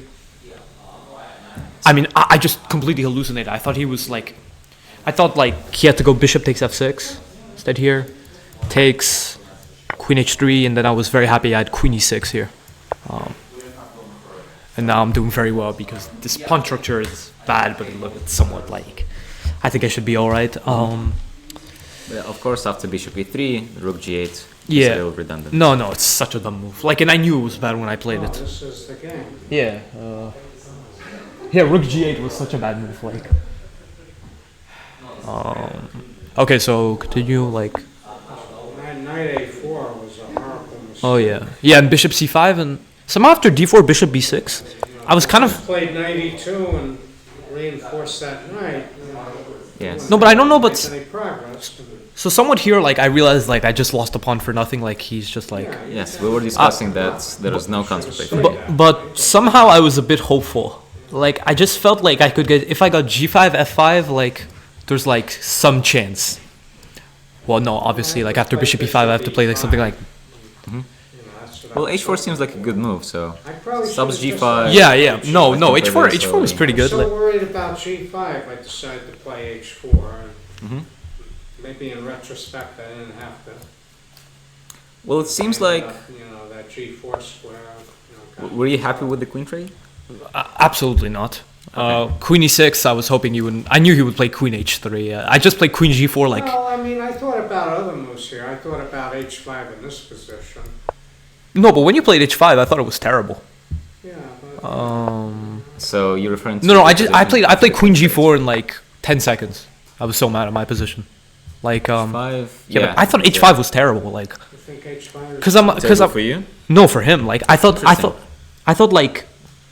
No, it's like very thematic, obviously, but like if I can get bishop e8, knight f6, like I'm gonna win the pawn. So- After h5, I just thought it was Alex and I over. were discussing that if knight e2 was played here, then we didn't see Oh what shoot, you were knight hoping f6. for. There's knight g3. No, I did not see knight e2. Well, knight f6 has no threat, right? So we're just Yeah, yeah. thinking No, b3, that's c4. wrong. I Oh should've yeah, done yeah. There's that. not even a third. My bad. Wait. So go Should've back. gone to that square. Let's go back.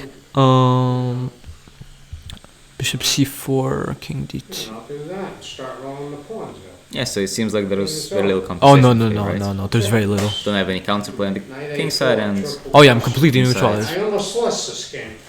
okay, some I didn't bishops. sack Computer the suggests exchange. some I'm bishop toast. c7. No, I b5. didn't see Saki. Yeah, that was very nice. You could have probably still played on.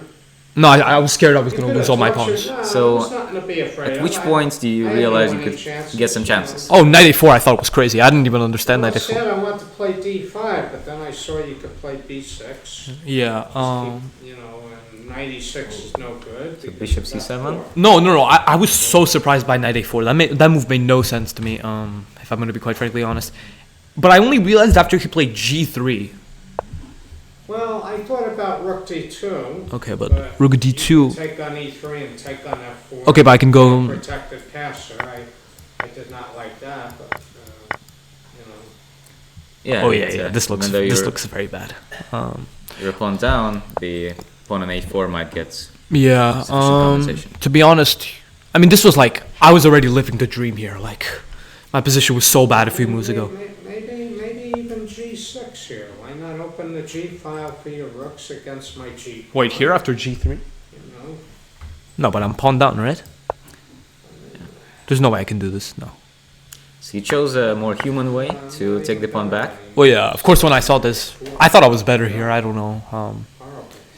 Well, it's definitely Yeah, and moves. very easy to play for you, right? So you put your bishop on f3 Yeah. and you go g5. No, that was the plan. But I was very confused by B3 also because I didn't understand. I thought this was way too slow. Like, Did you see this? Did you were you um, considering Making a anything in big deal particular? about no, I spent like no time here. Like, I was. rating. I mean, I have to take on f4 and go knight f6 and try to Right. take on h5. Like, Don't even I don't- understand the rating system. So bishop f3. Yeah, this is kind of obvious. Knight I g4, wrote about Tani.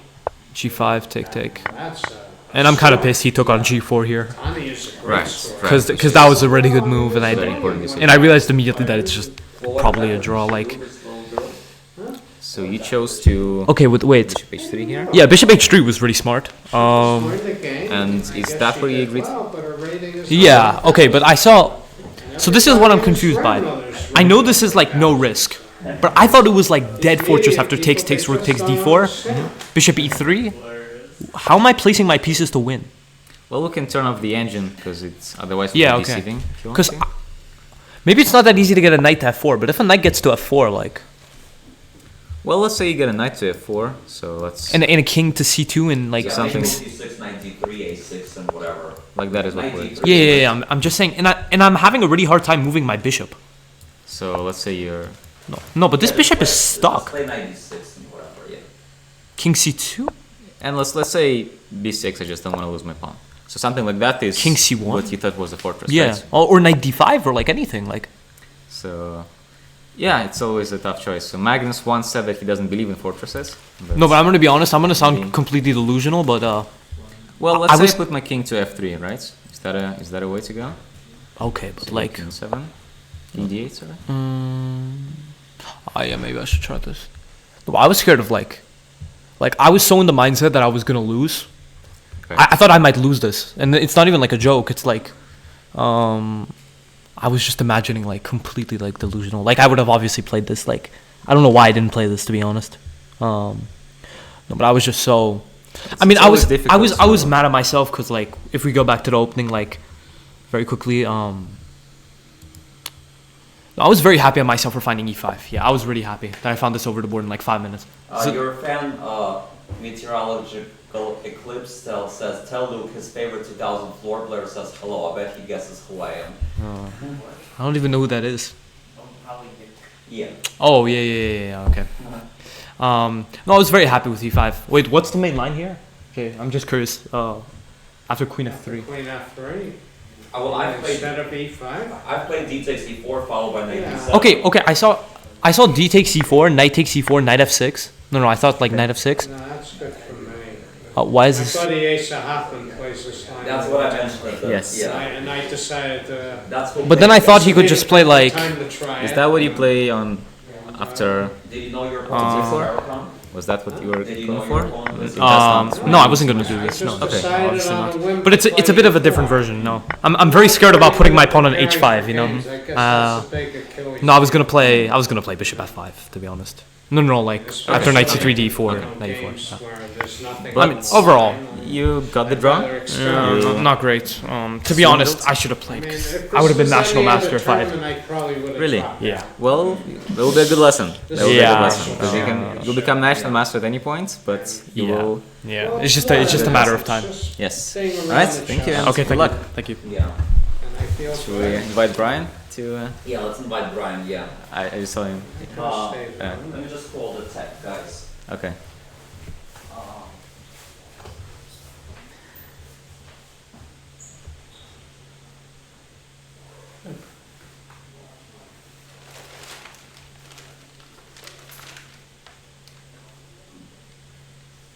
Yeah. In the meantime, I think we can look at some other games because, as far as I understand, we're still live. How are the top boards doing? So on board 3, we don't have the results yet. online, but I know that Brian Weiss is here. So my guess is he lost because it doesn't seem like he has any compensation for an exchange. We can look at board 1 in the meantime.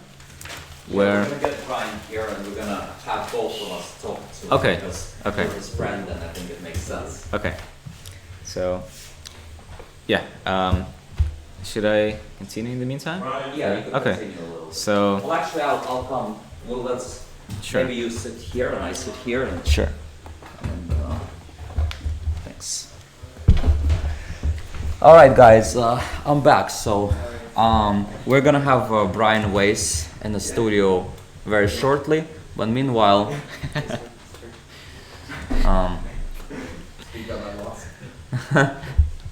yeah. Meanwhile, we have a guest here, guest of honor. We have Brian Weiss, who just finished his game against Brewington Hardaway. Yeah. And Brewington did end up converting this position. So Brian, first of all, tell us a little bit about the game. What inspired 92? Actually, what was interesting about this game is that originally it was shown Grant Xu was the one who played this, and I said to Board 4 and 3 were switched, so we Yeah. thought that that was someone else's game. yes, Grant Xu's game, and he's also a little bit known for OB opening. So I thought, okay, he tried it, and then I think the 2000 player master says I beat FM Bannon years ago with this line as white 92. Yeah, so basically maybe tell us a little bit about your, because basically we thought this is the move that Brian might have played, and then sure enough it was actually your game. So tell us a little bit about what inspired this interesting opening I've shots. been playing 92 for at least the past 2 years. Mhm. It's something I pull out from time to time. It's actually a surprisingly decent surprise weapon. Mhm. I know Ricard Report played this maybe once or twice in some tournaments, but he played it in a different way where he go after knight f6. Mhm. He played d4. Mm, I think he mhm. played against Ivan Shook. Mm, Or mhm, mhm, yeah, and then 94 f3. mhm. And you get this kind of weird thing. But if he just goes like pawn takes d4, I think, Mhm. then it's kind of And get a worse version of a Petrov. yeah, So Petrov. So because Petrov would be Yeah. this, and then you're better here, but this Yeah. is so after f4, yeah. So this is kind of, I guess, decent for black. Although honestly speaking, it's I guess it's nothing special. But yeah. So anyway, f4 is the original move, and I say original because this opening is called the Alapin opening. Mhm. It was invented by Simeon Alapin. oh yes, C3 also Sicilian. Simeon, yeah. Oh yes.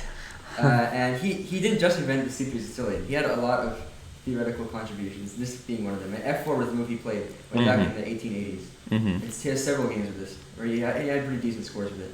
So I decided to try to revive his line. And I've been playing against several people, and it's usually worked out pretty well. So we're curious, what did you have in Yeah, mind in D6, case of D3. knight takes e4? D3. Oh, actually, that's what I thought. Okay, Yeah, yeah. Simeon thought f takes d5, Yeah. and then knight d6. Yeah, d96 is the best move. But no one has played knight d6 against me. Everyone plays c5. And then, this d4, and then, knight e4, and then Queen d3 maybe. Queen d3. Oh, I'm not familiar with this. Something seems different than I thought. Mm. There are some lines where actually the white knight also goes to d2. The knight goes to e4 and knight goes to d2. You have both these knights blocking in the bishops, but it's somehow okay. But this might not be it. Okay. Yeah, Alright. maybe something Yeah. like this, and then g3, and then knight d2. It could be.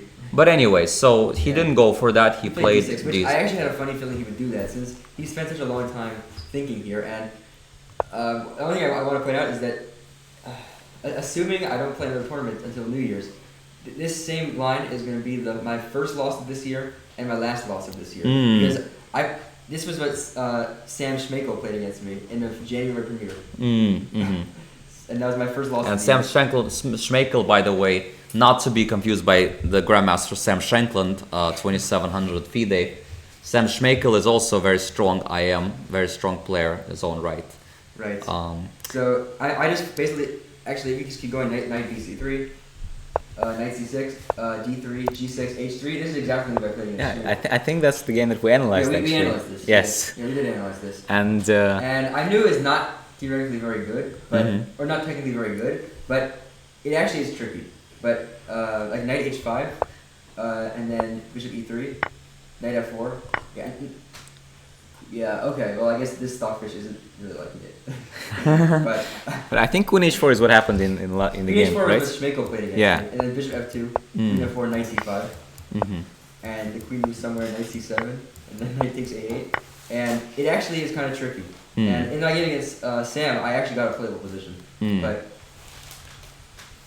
Yeah. Yeah, Brewington actually may have been a better practical choice of playing bishop h6. Yeah. And then after knight, Um, and then here I guess you have to play knight fd5, and Right. the only chance to avoid like a much worse position. Yeah. Well, I already considered this to be much worse. That's why I kind of went all in with knight takes h5. Yeah. Knight d5. Bishop g. I actually did not expect bishop g5. I thought bishop d4 he was going to play. And then c3. C3, yes. Yeah. I thought this might be playable. Yes. Yes. But bishop g5 is a good move, which I missed. h4 is the best try. Yeah. But I thought if g3 here, Mhm. then just bishop back to g5. Knight Yeah. hf4. By the way, Simeon, when we saw what you're thinking, Simeon said, "Yeah, for sure, you're playing rook h4." Yeah, I didn't doubt you for a second. Yeah. Yeah, because I thought I didn't really have a choice, because if I go g3, then move back. Oh, okay, well, let's continue this then. But go back almost. Yeah, so I made a huge miscalculation here. I just totally missed queen d5. I thought he had to go queen d8. Yes, that's what we were looking at, and knight then 8, yeah, and then queen d2. and at least there's some good compensation. Well, maybe not enough, Okay, but not at least enough, but there's I thought there was some kind of compensation. there's definitely some. Yes, I agree that if he has to go for this, then it definitely makes more sense to play rook h4. But I just unfortunately, missed queen g5, you and, just and missed I it. realized how much dead lost here. So yeah, there's not much even practical chances. there isn't. I think you I did. tried to do something here, Yeah, you tried to do D4. something, but but he correctly defused it. yeah, you kicked away the knight, traded off this knight like we expected, and then we even played king e7. So yeah, you just got rid of your knights. Jay Bonan would be unhappy with this position with white. And I tried one last trap at the end. Alright, so let's see how. Oh, queen f6 is interesting, just simplifying. Takes here. Rook c8. Yeah, we didn't really get a chance to see the trap because it's on a delay, so we don't really get a chance to see what he happened. played b5. Played b5, which C5. good move, yeah. d6. Hmm. C takes d4. Oh wait, something was off here. Maybe bishop h3. No, bishop h3 first. Yes, bishop h3 first. Rook. No, if actually it's go back goals. I went bishop h3 instead of c5 first, Mm. and then rook c7, then c5, Mm. then dc5, d6, rook c6, and unfortunately, if his king were still on g7, I think I would have like, just played d7 and then. Oh, yeah. And then d takes c5, and I But actually here managed- he- But his king can get there, and then I promoted to a bishop just for the heck of it. And then resigned. Yeah. Yeah. Well, it was a fun, entertaining game. But yeah, unfortunately, yeah, the opening is a very entertaining idea, but unfortunately, didn't work out. Brewington just Yeah, reacted they played very well, very, very practically. very clinically, yeah. And Yeah, he's definitely the one thing he's really improved on a lot on in the last year or two. I know is his calculation. He's become much more precise, and that's Yes. why he became an IM. yeah, I would say that I'm very impressed with his play and how he's improved over years. Yeah. I really am. And he's someone who, by the way, did not withdraw. You know, like we had the whole series of players, GMs who withdrew, right? Like Fidel Corrales withdrew after round one after losing. Andrew Tang withdrew. Nico Chasen withdrew. Irina withdrew. Katz withdrew. Jurabek, Humrakulov withdrew. Even though they all still could have won a prize with wins in the last few rounds. So And Brewington did not withdraw, and he ended up sharing like potentially second or third with thanks to his win. And actually, if Zeltsin loses his game, which very well might happen if White finds e5. By the way, this is exactly what we kind of expected. And yeah, here they went exactly on the line that we're thinking. Bishop b5. He did find that pretty quickly. Played this, and now the question is whether Yeah, here he's already thinking for 20 minutes, and the question is, he's probably thinking about e5 actually. That's probably what he's That's the kind calculating. of move that Zach could play. Yeah, he might. There's also bishop h6, maybe that's tempting, but The problem yeah. with e5 is there is no follow-up. There is no immediate follow-up. So Yeah, and then there's like castles long, maybe some defense. So I think he's just calculating it deeply, and yeah, we'll see if he does. It will be very interesting to see. But if he does and he conducts attack well, he can will a brilliancy against Joseph and spoil his tournament, and then 4.5 will actually share second. So yeah, that's why you should not withdraw people. You know, he lost to a lower rated in round 2 in a crushing endgame fashion to the hero of the tournament so far, Daniel Johnson, and he came back. He probably will not lose rating on this tournament even. Yeah, it's always commendable, I think, too, when someone has a tough loss and they stick through. Yeah, and he finished the tournament on a very good note. So, yeah, thank you, Brian, for coming. thank you, Brian. And, And I'll also... I guess Simeon will also go. Thank you so much, Simeon, for stopping by and providing very insightful, good commentary. And Thanks it for was a having pleasure me. seeing you. Yeah, and I guess take care, guys. And I'm gonna continue, I guess, on my own. Yeah. Thanks for having me. It was a thank you. pleasure seeing you again. And yeah, I'm a little sad that the only game, Brian, that you lost was when I came here. I lost But, the second round as well. Oh, right. Yeah, to Zeltsen, yeah. Yeah, I lost to both tournament leaders. Well, Oh, speaking of which, by the way, looks like Raja Harshit just spoiled his advantage. Bortnik played bishop. Oh, Wow. that's why he went for this. He probably thought he's okay. And in fact, the only reason he's not okay is because of this insane move, Queen very e3. strong. And he did not find it. White played back. And now Black is more or less, you know, maybe slightly worse in the endgame, but definitely has good drawing chances. So we'll see. This could go on for a long time. So we'll see what will happen in this Okay. game. Thank All you right, again. Take care. And guys, yeah. yeah, nice seeing you. Nice seeing you, and congratulations on a good tournament. Thank you, nonetheless. thank you. Yeah, maybe. Yeah, I realized I had a going out tournament. I don't really mind going down in flames in the last round. Yeah, it happens. Yeah.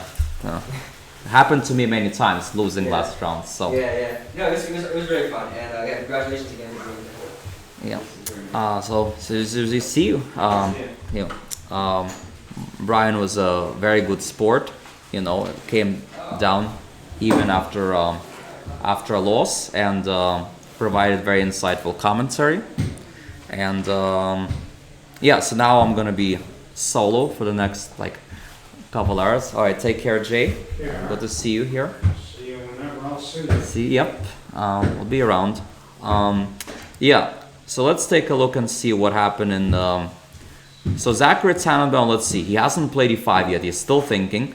So Raja Harshit, yeah, he missed a huge opportunity here to play this amazing move Queen e3. And the point being that if you take here, I'm gonna take here. I'm gonna go bishop h6, Queen f6, Queen g7, and White has a dominating attack, right? Just dominating. Now maybe Black can play a move like bishop c6, trying to take here. So I'm not actually sure if maybe it's possible that he did consider it, Raja did, but maybe he just didn't evaluate it properly after that. But maybe he just didn't consider that move at all. He probably did, to be honest, because otherwise, you know, he spent rook 12 minutes out of like 33 minutes. Like he spent a third of his time on this seemingly obvious move, rook e1, right? Like if you don't see an alternative, you normally would play a move like that quickly. But so it's definitely clear that he was considering something along the lines of Queen e3. But maybe Queen f4 he was considering, something like this. But he just did not think it was good enough. And he just decided to keep the position like this. And now, yeah, he played bishop h6, so he wants to get this good good knight against this bad bishop. And if Queen a4, I guess he wants to go knight f5 and then rook e3 with a huge attack. So so yeah, I think it's still a long road ahead for Black. Very unpleasant endgame for sure, waiting for Mykola Bortnik. And also it's not really his type of position, right? He likes to be on the aggressive side, but here he has to really defend. And yeah, it could be a tough game for Bortnik ahead.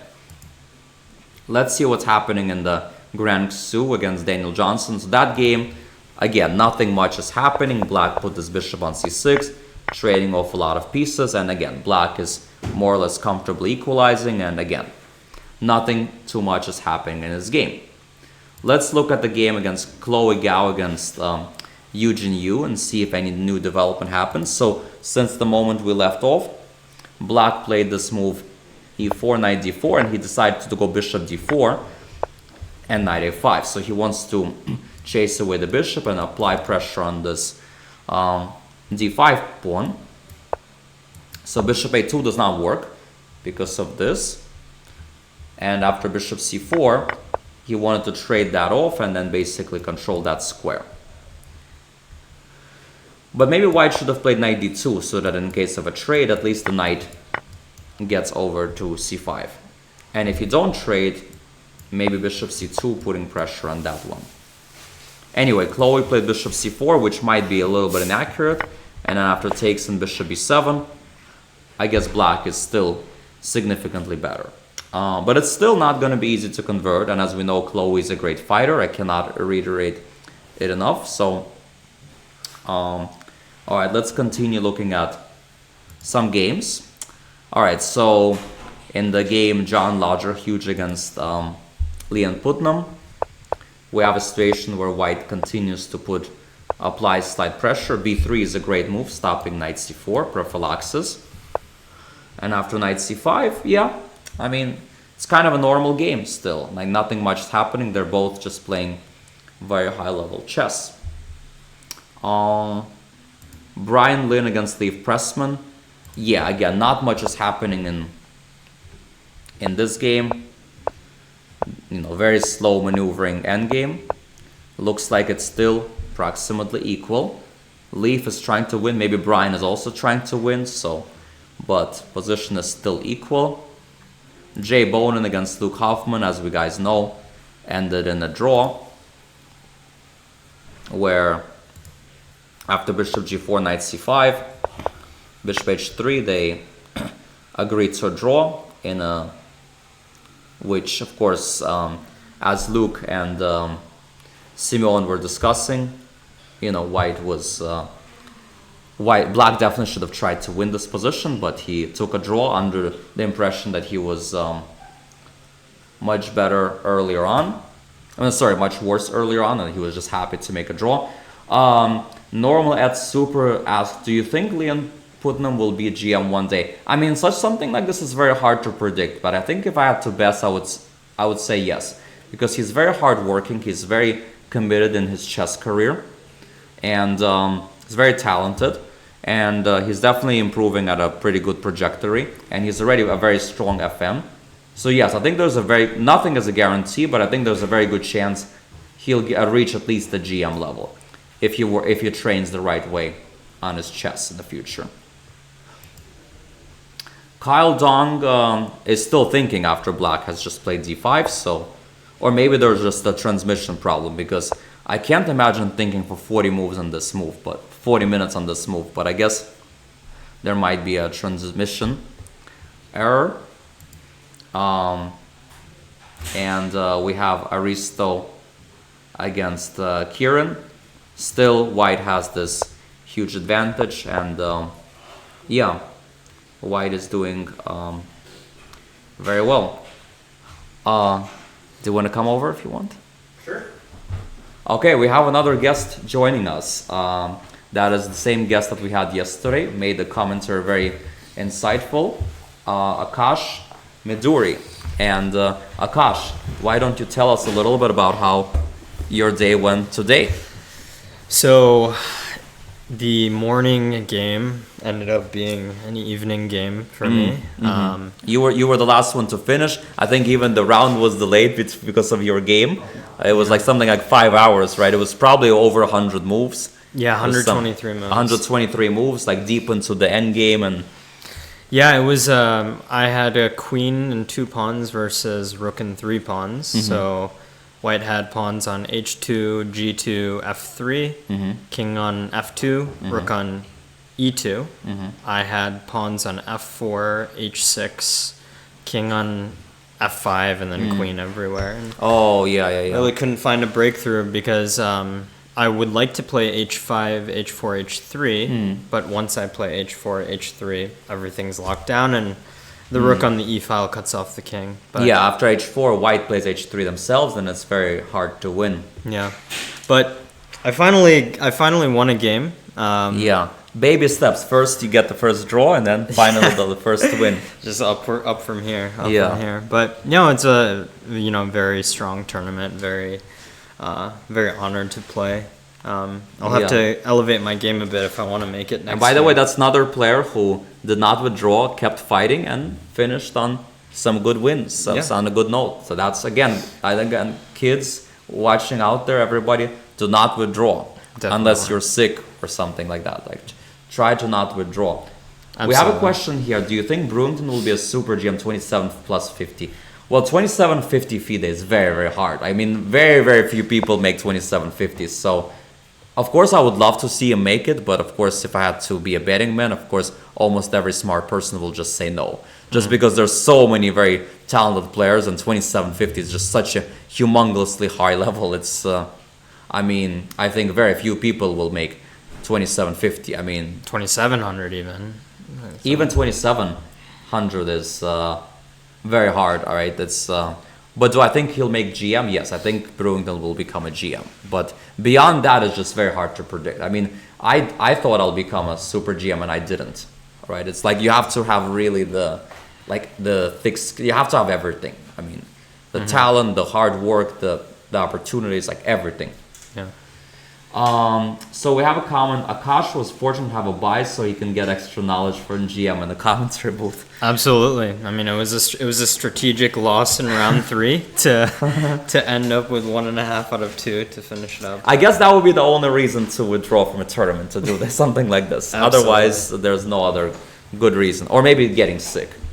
There are no other good reason. Why do you think all top players withdraw? Don't have a passion for the game?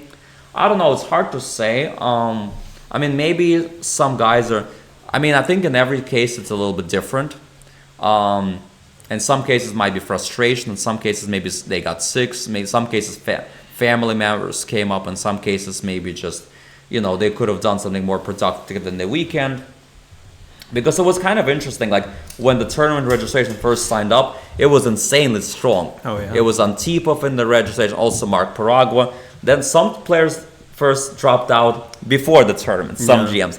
I think Gus Huston also withdrew before the tournament. I saw him registered. He's a very strong IM.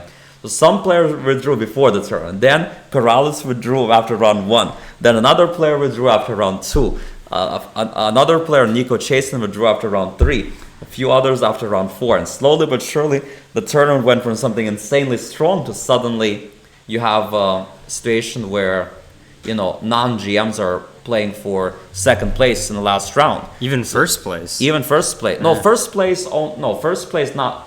I meant not non-GMs. I meant to say like non-title players, like non-FMs. Like for example, you have a game, Chloe Gao against Eugene Yu. They both have 3.5. Oh wow! Right, like and they're both like having insanely good terms. And now they're playing each other. You would think that normally they would both play IMs and GMs in the last round. Oh, for but sure. here they're playing each other, and 3.5 out of 5. Yeah, amazing. yeah, score. and given how the entry list in the beginning of the term, you would have never predicted something like that, No, right? no. But because so many.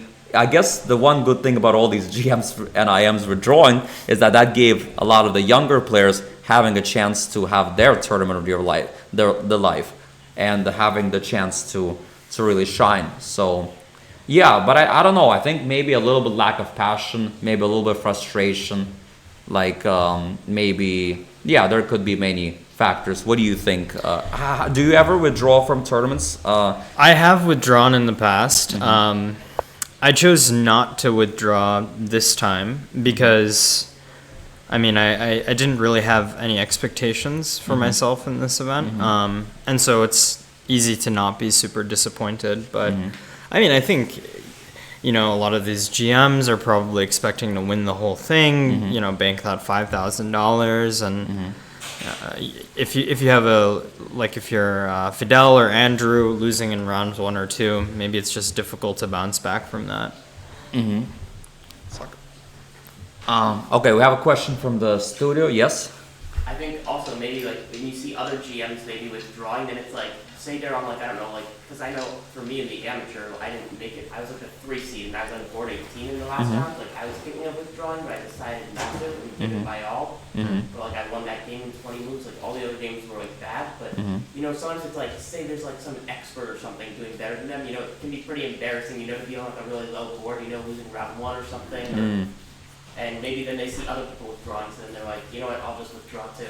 Yeah, it could be contagious, right? Yeah. Like one of these things. No, but I think, yeah, like 2 GMs withdrew after round 4 with 2.5 out of 4. I guess maybe not worth it, but 4.5 could still, you know, be a somewhat of a decent amount, right? Like, Yeah. so there is probably no point of it. Like 4.5 might share second place Yeah. if Zachary Tannenbaum beats Joseph. And it looks like Zachary did play this E5. And he did play this insane good move E5 after a very long thing, and then he followed up with a slow move rook D2. So far, Zachary is playing an absolutely brilliant game and about to maybe take down the leader of the tournament, Joseph Zeltsin. Yeah, and so I guess the follow-up is double up on the D file. Black has to play some like rook D8 stuff, knight B8 maybe. No, the guy's a fighter. There's it's not an accident he won the Marshall Chess Club Championship, despite Yeah. the fact that that one also had GMs. He's a fighter. He's Yeah. a fighter, and you know, you don't underestimate Zachary Tannenbaum. No, definitely not. How many times have Lenderman became US champion? Unfortunately, never. I came close a few times. 2 times I was very close. Once I lost to Kamsky and a Kobin in a playoff in a 3-way, but I had a chance to win it outright if I converted like 1 or 2 very good or winning positions. And in 2021, very recently, even with like all these top guys, Fabi playing Wesley, no one was in amazing form. And if I just was able to find weird moves like Bishop D1, Bishop like we D1. saw in yesterday's Arena's game, if I just had that one skill of being able to be open-minded and finding weird moves, it was almost 100% I was becoming US champion that year. If I just had that one extra skill. But alas, that didn't happen. And now probably won't happen anymore because I'm too old, too weak, too slow. Never say never. Never say never. Is the chess speaking for itself? Yes, in Zachary Tannenbaum's games for sure. GM Alex, that's not true. Your main time US Open champ. Yes, US Open I've won 3 times. Yes, that is true. But US Open is not US Championship. Did you ever have to win it to qualify for the U.S. Championship? Oh I know yeah, that's a exactly. Yeah, that's qualification. lately. That's how I've been qualifying. Right, 2017 I qualified exactly like that. 2012 I qualified. 2011 when I won I qualified exactly like that. 2021 I qualified into 2022 exactly like that. I would have not gotten in by rating those years. Yeah. And even 2020, the pandemic year when US Open was canceled, I won this online qualifier to get into 2021 US Championship. So even that's like, so it's like 4 times I qualified through that way. Because I guess now you need to be over almost 2,700 FIDE to even make it by rating, right? Yeah, we all have another comment. CMU's last 2 opponents dropped out after drawing him. Do you think it shows lack of respect for him? Well, I don't know. I think it's a little bit coincidental that it's... Wait. Oh, yeah. Well, Hamrakulov drew it because they both, once they drew him, they couldn't win the tournament anymore. The best they can get is 4.5. And they probably thought, okay, it's not worth it. Although they really miscalculated. Like, 4.5 is still very much, like, worth it, right? Like, it's it might actually tie for second. But even, you know, tying for third, it's still a prize. So Yeah. it was definitely worth playing one more day to try to, you know... But I guess, yeah, frustrated of not winning. Well, Irina also, like, you know, lost and withdrew, right? So it's just sometimes frustration. And, But I guess also the nature of that game, Jurabek versus Eugene Yu. Eugene played extremely well. It felt like Jurabek never had a chance. So. Yeah, never had a big chance. Yeah, exactly. Maybe he thought that he was just not in form because, you know, with the He rating lost to difference, Joseph you're Zeltsin expecting- the round before, but you know, last round, you know, might as well. I mean, if you have generally speaking, if I have a chance to win something, I play. The only time I might withdraw is if I have no chance to win anything, and if I'm playing like I withdrew from Marshall Premier when I had 1.5 out of 3. 3.5 was definitely not getting anything in that tournament. And it also coincided with something else for me where I didn't really want to play that much. I was not in the best mindset for other reasons. So going there an extra day. But yeah, here with bigger prizes and 4.5 out of 6 compared to 3.5 out of 5. Yeah, here I just didn't really think it was the best. Maybe Yeah. getting hints for Chris Yu, that's fun. Yeah, Chris Yu, of course, shout out to him. He's, of course, a very strong young GM. 2600 FIDE, yeah. All right, let's. Which game do you want to look at? So I know we've been talking about a lot of these GMs withdrawing, but there are also class prizes in this, right? Is Yes, there under 2300 and under 2100, each $500. Yeah, so I guess looking at the, I mean, I guess Chloe would be in the lead for under 2100 right now. Yeah, there was also a player, James Marsh, but he had a 0-point buy. I guess he couldn't play the last round. He had 3.5. Oh man, That was also quite significant. He still might actually get something even after withdrawing if Chloe loses, right? Yeah. So that'd be interesting. Yeah. that would be very interesting. Oh yeah, Luke Hoffman, he had 3 points. If he would have won, he had a good chance of winning the prize, and he was probably winning in the last position against Jay Bonin, but he chose to take the draw. I didn't understand that. Yeah, so I guess he might get something as well. And then you have Kyle Dong, you have Aristo. There's several other players lower that maybe could get 3.5. But realistically, yeah, I guess Chloe is the one with the best chances. But although her position wasn't looking that great last time I checked. So here she did play Bishop G5, which was correct. But after Rook C8, apparently she was supposed to take, because after this, Queen B4. And after this, Queen E2. But Maybe she was worried about the prospects of this light squared bishop, black light squared bishop. yeah, maybe so she played Queen E2. I guess it's also hard to psychologically sometimes swap off the bishop for the knight in what Yeah. looks like an open position. Unless you're Jay Bonin. True, that's true. Yeah, and here, I guess Chloe needs to play Knight D2, but that sacks the pawn on D4, so it's a bit hard to do that. Very difficult. Bishop H4, also not the most natural move. Yeah, very difficult position for Chloe, so definitely looking like she might lose. So that in that case, 3.5 might be a massive tie for Under 2100. Yeah, it could very well be. Yeah, so Luke might be kicking himself for not trying to win. He could have gotten like a clear first over there. Absolutely. What about Grant Zhu versus Daniel Johnston? They were both co-leaders going into the previous round. Yeah, and they both lost to Bortnik and Joseph Zeltsner respectively, who are now leaders. Yeah, and this game was nothing special was happening, just a lot of maneuvers, and Johnson with his good prep equalized, and I guess draw is fairly likely in this game.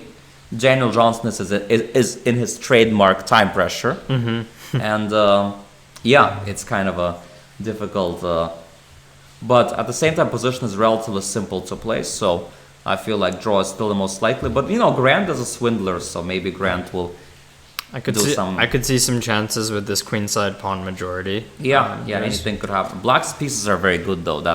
Yeah, that's true. So let's see if John Hughes against Liam Putnam. Now these guys, they both only have 3 points and they're both above. So this game doesn't really have prize implications, but of course, Not Liam- even under 2300. yeah, but of course Liam Putnam is sort of having a solid tournament. He won against the lower rated guys and he lost against the higher rated guys. So he wants to prove himself against the higher rated, finish in a good note. Yep. And John Lodger, he had a tough loss to Brian Weiss yesterday. He did win today, but he is someone who also did not withdraw. Yeah. Yeah, and I think maybe knight f6 was better just to stop h5, but Liam did allow h5, which was an interesting decision, and I feel like maybe a risky decision. Hello guys, welcome to the stream. Let's see, Brian Lynn against Steve Pressman. Yeah, this game, again, not that much is happening here, but looks like White is doing rather well here, so... How has Brian's tournament been after that round 1 spectacular victory against Fidel? Yeah, he's. I think he's sort of like had a level tournament after that. He won against the lower rated, and I think he might have lost against the higher rated. So something kind of normal, standard. Yeah, but I mean, But if he can win this game against Leaf, then he might get a prize, and he'll probably gain a lot of ratings. So, and he's up on the clock, and actually, maybe he's the one playing for wins. So look at these doubled C pawns. yeah, They his look king pretty is more bad. active. So Leaf definitely has misplaced a little bit. Oh, he had this weird move, bishop h2. Rook That's- e4. Yeah, and then if rook c5, king b7. Once again, not precise enough with calculations, like we saw that with Chloe. Yeah. So for him, playing against these young kids is a little bit hard because they don't fall apart on their own, and then they make you calculate. Yeah. And if you don't, then They'll Make I'll you pay. calculate. Yeah. so in this game we saw how, you know, White missed this really nice chance with Queen Queen e3, e3. but nonetheless White still has this nasty pressure. Okay, he played rook a1. Interesting. He wants to play a5, Queen d2, and just keep the rooks on the board. I guess makes sense. Yeah, he wants to keep winning chances. And again, it's still unpleasant for Black, even though. Okay, so he decided to keep the queens on the board, which is an interesting decision. I'm surprised that Engine gives total Very equality. simple. Yeah, because this bishop looks very bad. Knight is Yeah. perfect. Good knight versus bad bishop. Knight and queen work well together. I think it's one of these positions that maybe for an engine it's easy to hold, but for a human it's just massively difficult. Yeah. And I can easily see White, especially a Black player who knows he's close to a draw, he's close to winning the tournament. He sees Joseph Zeltsin maybe losing, and he can smell that draw, but there's no way to force it. And Yeah. it's so easy to get impatient. There's a famous game, Kasparov, where Karpov just needed a draw to win, and Kasparov played slowly but surely, grinding. And Karpov would make slow, little concessions, little by little, and eventually Kasparov would grind him out. So I can easily see White winning this position. The only thing is that White is way below on the clock, but maybe with the increment it won't be that relevant. So, but definitely White will play for 100 moves. Maybe they'll try to see if they can surpass, your game, and then 3 notation sheets. and that will be like a little bit of karma. Like they'll keep us now in the studio forever. I guess I would love to just see their video if we could. I mean, I guess we don't have cameras for that. Yeah, but- sadly, yeah. But so Harshit is going to be kind of out of nowhere. Potentially could win the whole tournament. Well, he did that in the chess congress already, right? Like he started with a draw against a 2100. Here he started with a bye.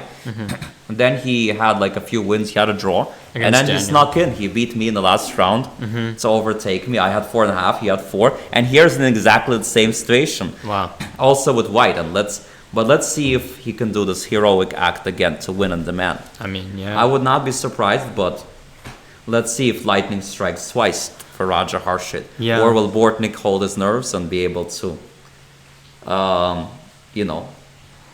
defend this difficult endgame? Yeah, and I'm just looking at the lines the computer is giving. So Queen E5, Stockfish, I guess, wants to go for this just bishop versus knight. So he decided to call Queen G4. So the endgame he wanted was with Queen G5, where the king gets in to E5 potentially. Yeah. And this would be very bad. But so he wants to trade queens, but only on his terms. Yeah. So now White plays Queen G4, maybe trying to probe Queen D7. Definitely still unpleasant, but Yeah. again, with perfect play, probably a draw, yes. But you have to play for 100 moves. Yeah. And can Black hold his nerves? I guess time will tell. Are times accurate for Zeltsin's game? So I think so, probably, because Zeltsin was around here. He was thinking for a very long time on this b5, and then he must have miscalculated something and spent 30 more minutes. And then he went for this. And then, yeah, maybe he saw he's like in trouble here, but he couldn't do anything else. I guess the round started a little bit late at like 5:50, so we are almost 3 hours into the game. They're on move, what is it, move 17. So maybe it's no, I think that's about right? Yeah. Should be about right. Yeah. No, I think Joseph just had to think. But usually we see Zachary, the one in time pressure, every game. Well, he didn't have to commute from Connecticut for this round, so he's just already here. Yeah, exactly, yeah. Oh, he came late, 10 minutes? Okay. Maybe it's just intentional. Maybe he was preparing. Oh, maybe that's why Joseph decided to play this odd choice of 96, just to throw the guy over Oh, first wow. prep. But this is a the kind of move you would normally play if you have 3.5. Again, an opponent has 4.5, right? Must win. Yeah. But instead, Joseph, who sort of draw is okay for him, he went for this odd choice. Like, For the first time ever he's played knight c6 and I checked his games ever. yeah, it's very odd, like out of nowhere. Like, I don't understand what got into him. Like, why did he go into this kind of thing? You know, when all he needs is a draw. So Maybe he must have been paranoid about the prep. I don't really see what else. Yeah, but it's still a little bit strange. I mean, Joseph normally has good prep himself. Yeah, maybe a little bit overthinking. Very odd choice. I was very surprised to see that, honestly speaking. Now, Mikola, it makes more sense that he played Alekhine because that's his bread and butter opening. It's like very solid. Absolutely. But Joseph, he plays this for the first time ever, knight c6, in odd situation, right? Very odd. I bet you he has some secret online account that he's played that multiple times in. It could be a pet line. It might be, but like he doesn't strike me as the kind of person who would like play that. Like he's a principled player. He believes in like good lines. Like I'm very surprised from him. I guess we'll have to ask him if he's able to make it out of this game alive. If he makes out of it, well, and if he doesn't, then I guess we'll have to ask Zachary if he was surprised by. Yeah. Well, I can ask. I mean, I'm friends with Joseph, so I can always ask him later. Yeah. But a very odd decision. Okay, so this game, a few moves have happened. Okay, So pieces are coming off the board and they're simplifying. So nobody will repeat Hans 2946 performance. Well, never say never. I mean, didn't Fabi have like a 3,000 something performance at Singfield Cup? Yeah, I think someone else had a 3,000 performance this Carl's, year. oh, this year? This year too.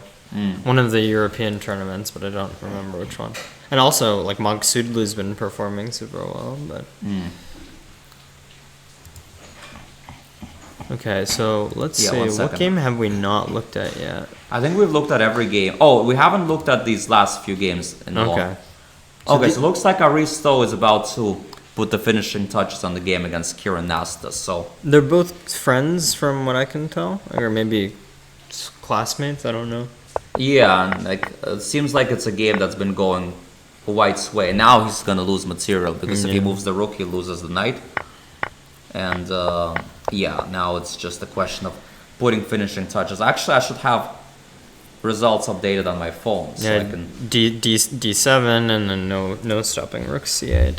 I can see if there are any new results. Nope, still the guys are still playing.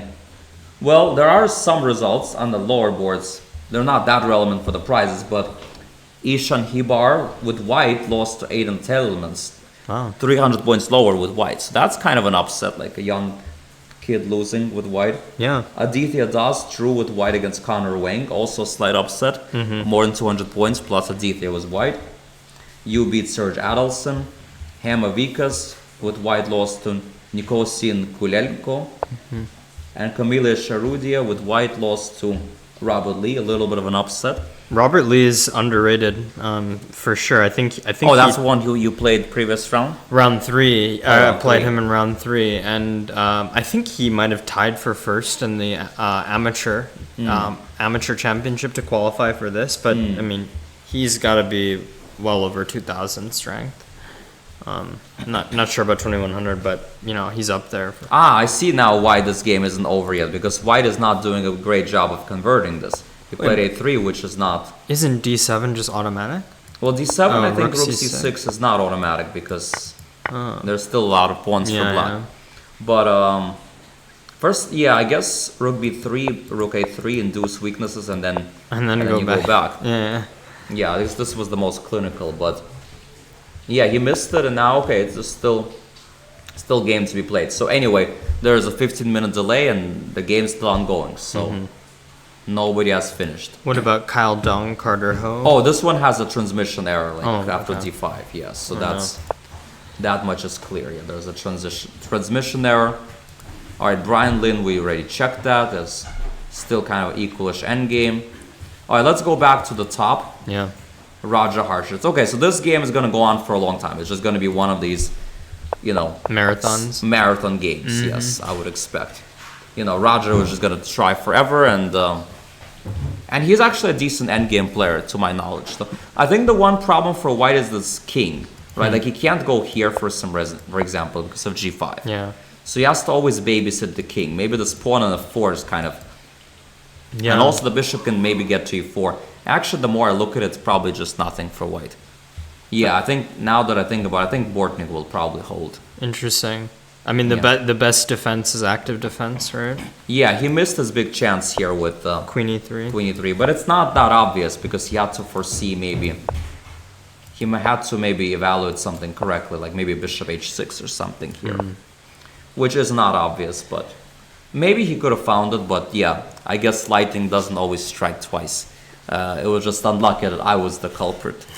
I guess the time situation would be interesting there because, I mean, he knows he's in a must-win situation. So, Yeah. I mean, I think if I recall, he spent like 30 minutes on Rookie 1. Was that it? Yeah, no, I think Rookie 1, he had 33 and he went down to 20-something. Okay. So he really wanted to try to make something work, but just couldn't verify with Right. his calculation. Might have missed something. Yeah, now he has this endgame, and yeah, honestly, yeah, it's looking more and more toothless now. It seems like white is nominally better, but okay, these pawns are also on light squares, so Yeah. pawn on f4 is not ideal. e4 square. Black's king is safe. Yeah, there might just not be much to win with here. Right, and if you're Mikola right now, you know you don't need to go crazy. Just be very patient, be Yeah, very I calm. Especially that he's sitting right next to board 2. Where Yeah, but it's not even about that, right? Even if let's say it's Elson is winning, right? Getting clear second is also not bad, right? Like the difference between winning and drawing would be clear second versus share first second, which is not. It's good, but it's like not that big of a deal, relatively speaking, compared to like not losing. That's fair. But anyway, it's like this is also not a position you can really play for a win regardless. However, if Raja overplays his hand, you know, then maybe you can do something. Okay, the highest known performance, 3103, achieved by Karen Grigorian when he scored perfect 9 out of 9, 2019 sit out at the Familia tournament. But that was probably a relatively weak tournament, right? I mean, 9 out Maybe of an 9. open tournament. 9 out of 9. Of But course, still, you know. 9 out of 9 is always impressive. Yeah. I Okay, think, so- didn't you score 9 out of 9 at some of these like blitz tournaments? Well, in the blitz tours, maybe, yeah. Except I usually give out draws in the end, or I would withdraw from tournaments when I clinch. Withdraw from tournaments when you clinch? Yeah, no, That's- I think... that's so. no, that's I did that a awesome. few times. I think I just wanted to go home earlier, and I saw that the nearest person after 8 rounds was 1.5 points behind me, and I just went home and withdrew. That's hilarious. That's awesome. And then the other time, I think I played you, and I just offered you a draw in some opening. Yeah, because you just I was draw leading the needed a tournament draw. with- Yeah, very professional. Didn't want to lose by accident and lose my clear first. Yeah, of course. And I wanted to go home early. And I mean, I will take that draw. I wasn't even playing well in that blitz tournament. Yeah. Well, and if you did play for a win, then you might, and then you overplay your hand, then I might. And then you're like, okay, I don't need to. Yeah. But anyway, so here, yeah, he's still thinking, okay, queen c5, queen c4, maybe comparing, maybe rook d1. I guess if he goes rook d1, that might not be so accurate because of knight d4. Oh, wow. So he does have to be a bit precise. I mean, it's not an automatic win here. Like, I guess you have to see some tactics, like takes rook d1, queen c7, and somehow just... Okay, this is actually not obvious. I mean, this he could easily miss this, because you have to see this quiet move, bishop h6. Like, if you don't see bishop h6, he's just castling, and he's better.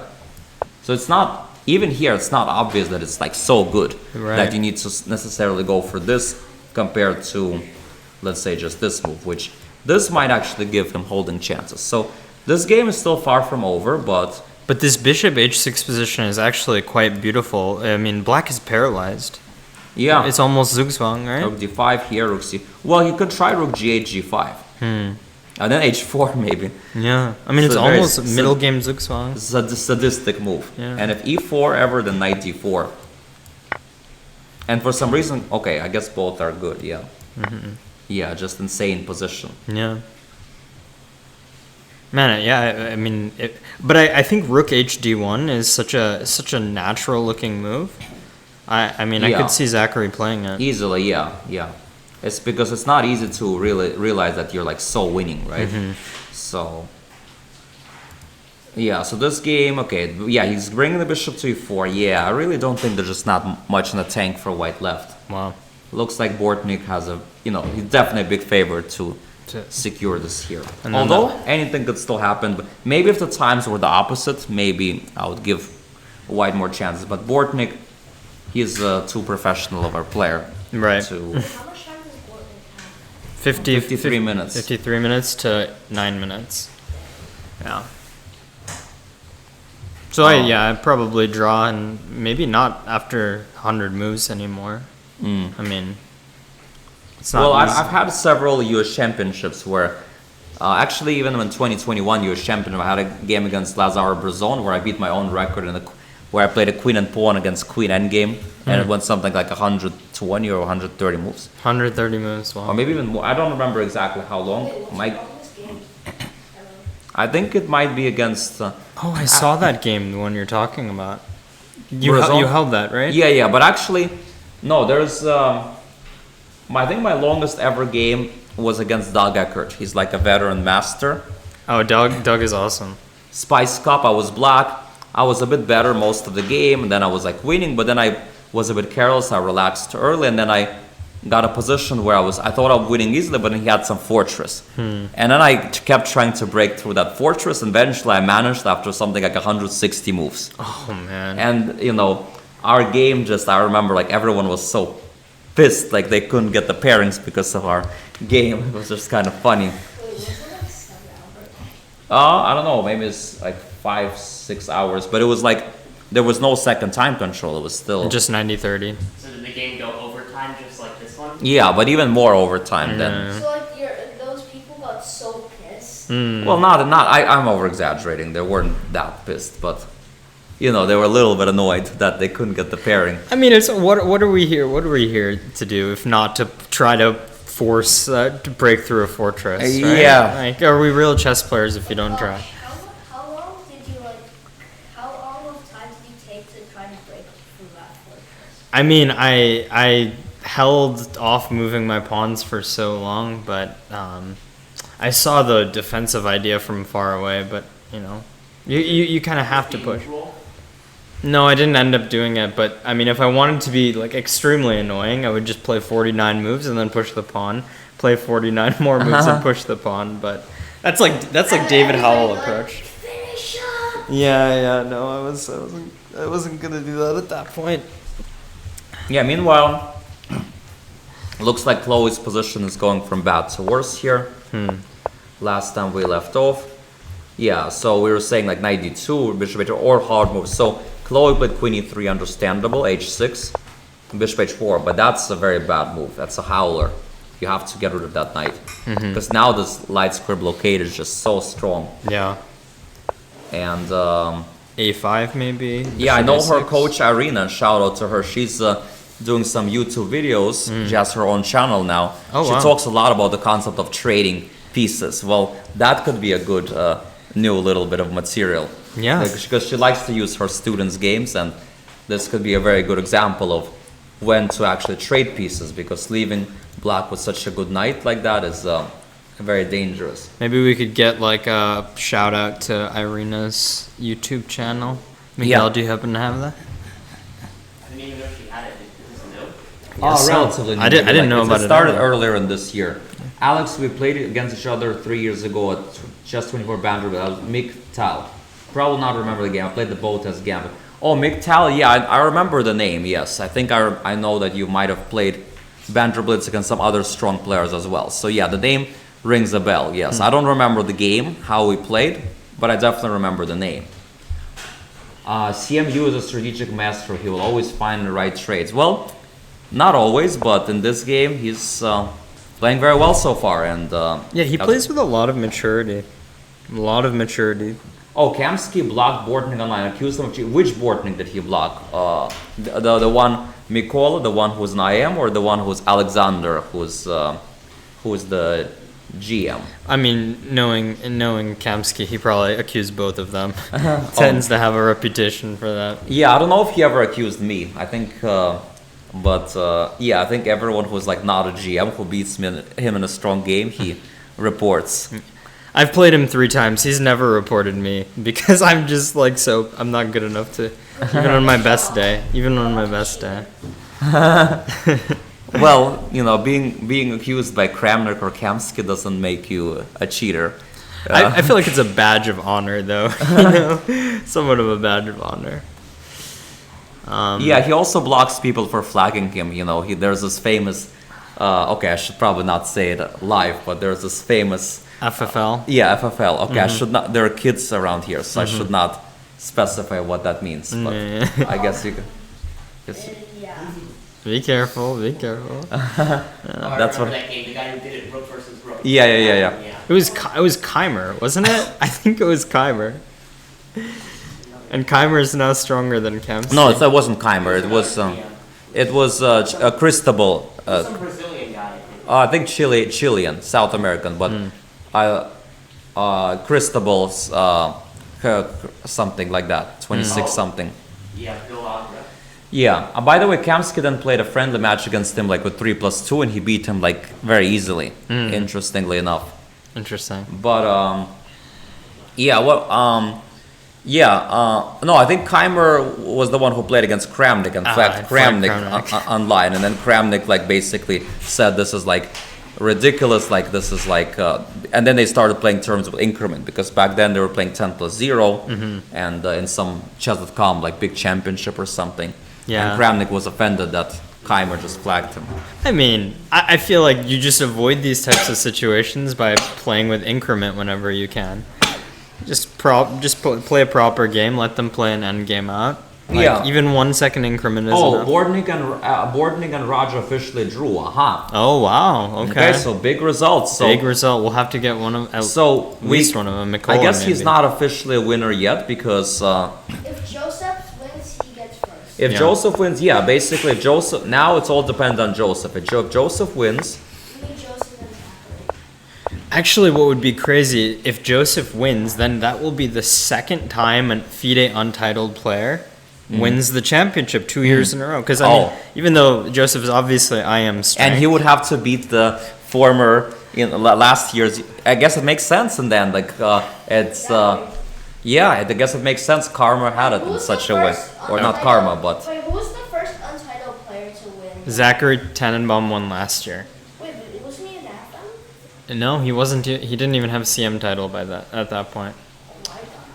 yeah. So Zachary, it would be kind of fitting if Zachary is the one who prevents another non-title player to get the title. Okay, so looks like we have a guest, We have a Mikola. guest, Mikola Bortnik. Come, sit down and join.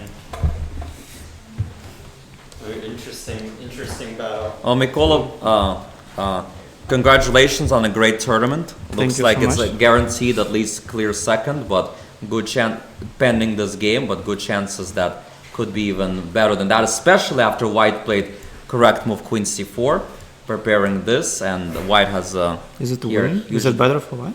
much better for White. Yeah, it should be winning with perfect play. I think in the game he took on a6 later. So how was the game? Maybe you could tell us the moves. Something like I don't remember where this rook stand. Hmm. C8 or B8, I don't remember. Probably C8, Queen A6. So did he play Rook D1 or did he? No, he took pawn on E6 at some moment, Oh, he took on. Oh. and he castled, yeah, and bishop B6 probably, and knight B8. Yeah, that's Oh, what this is the happened. position. Ah, okay. So that's actually pretty big. Yeah, obviously we're in a delay, so that's actually pretty. Okay, shout out to Mikola Bortnik's channel, by the way, Twitch channel. You can follow him on Twitch. Thank you so Follow much. him and I subscribe to. Oh, nice. Oh, great, thank you. Yeah, so now they have an endgame, which, well, I guess, yeah, it's unclear. 3 results might happen. But anyway, for now, let's go back to Yeah. Mikola, with who's guaranteed at least second, but good chances to even better than that. So congratulations to you on a great tournament, on a great hold. You did something I was not able to do in the last tournament, where I lost on demand, exactly the same situation. Really? He had What 4, was I had wrong? 4.5. I was black. I played Petrov, and he played a difficult line and challenging line, and I lost. And as a result, Yeah, that's no, a- not to Zachary, to I think Raja. I think in this game I was losing completely in the game. Yeah, well, we'll get to that. So Yes. first of all, wanted to ask you a question. So in this game, you were probably okay with the draw, right? Probably yeah, but the problem I didn't know who I'm gonna play and I couldn't prepare. Yeah. So I couldn't choose what to play. Just But you decided to play the Alakine, I guess, Yeah, because you what- have the best feel for the opening. yes, and Maybe slightly worse, but very solid position, you know, which is something that you've played. yeah, then I know some ideas here, so it's objectively good decision, I think. But What did you think was like some of the important critical moments when you can walk us through? I would say when he played bishop b3 and c4, it's a little bit later, after bishop g5. Later. He played bishop g5. I think it's the correct move. Queen c7, and he played a4. Yeah, I thought so- it's a good move. Yeah. Yes, to stop b5. But usually, black's idea is to play b5, a6, c5. So, for example, knight d2, I'm Yeah. gonna go b5, a6, c5, a6, c5, bishop b7. b7. Yeah, that's the idea. Yeah. And he stopped it, so I cannot play it. I went b6. And bishop b3, I guess it's really strong. It's a idea. strong move because he wants to prevent bishop b7 with a5, where I think now b5, I guess there's a6. Yes. He disturbs your harmony.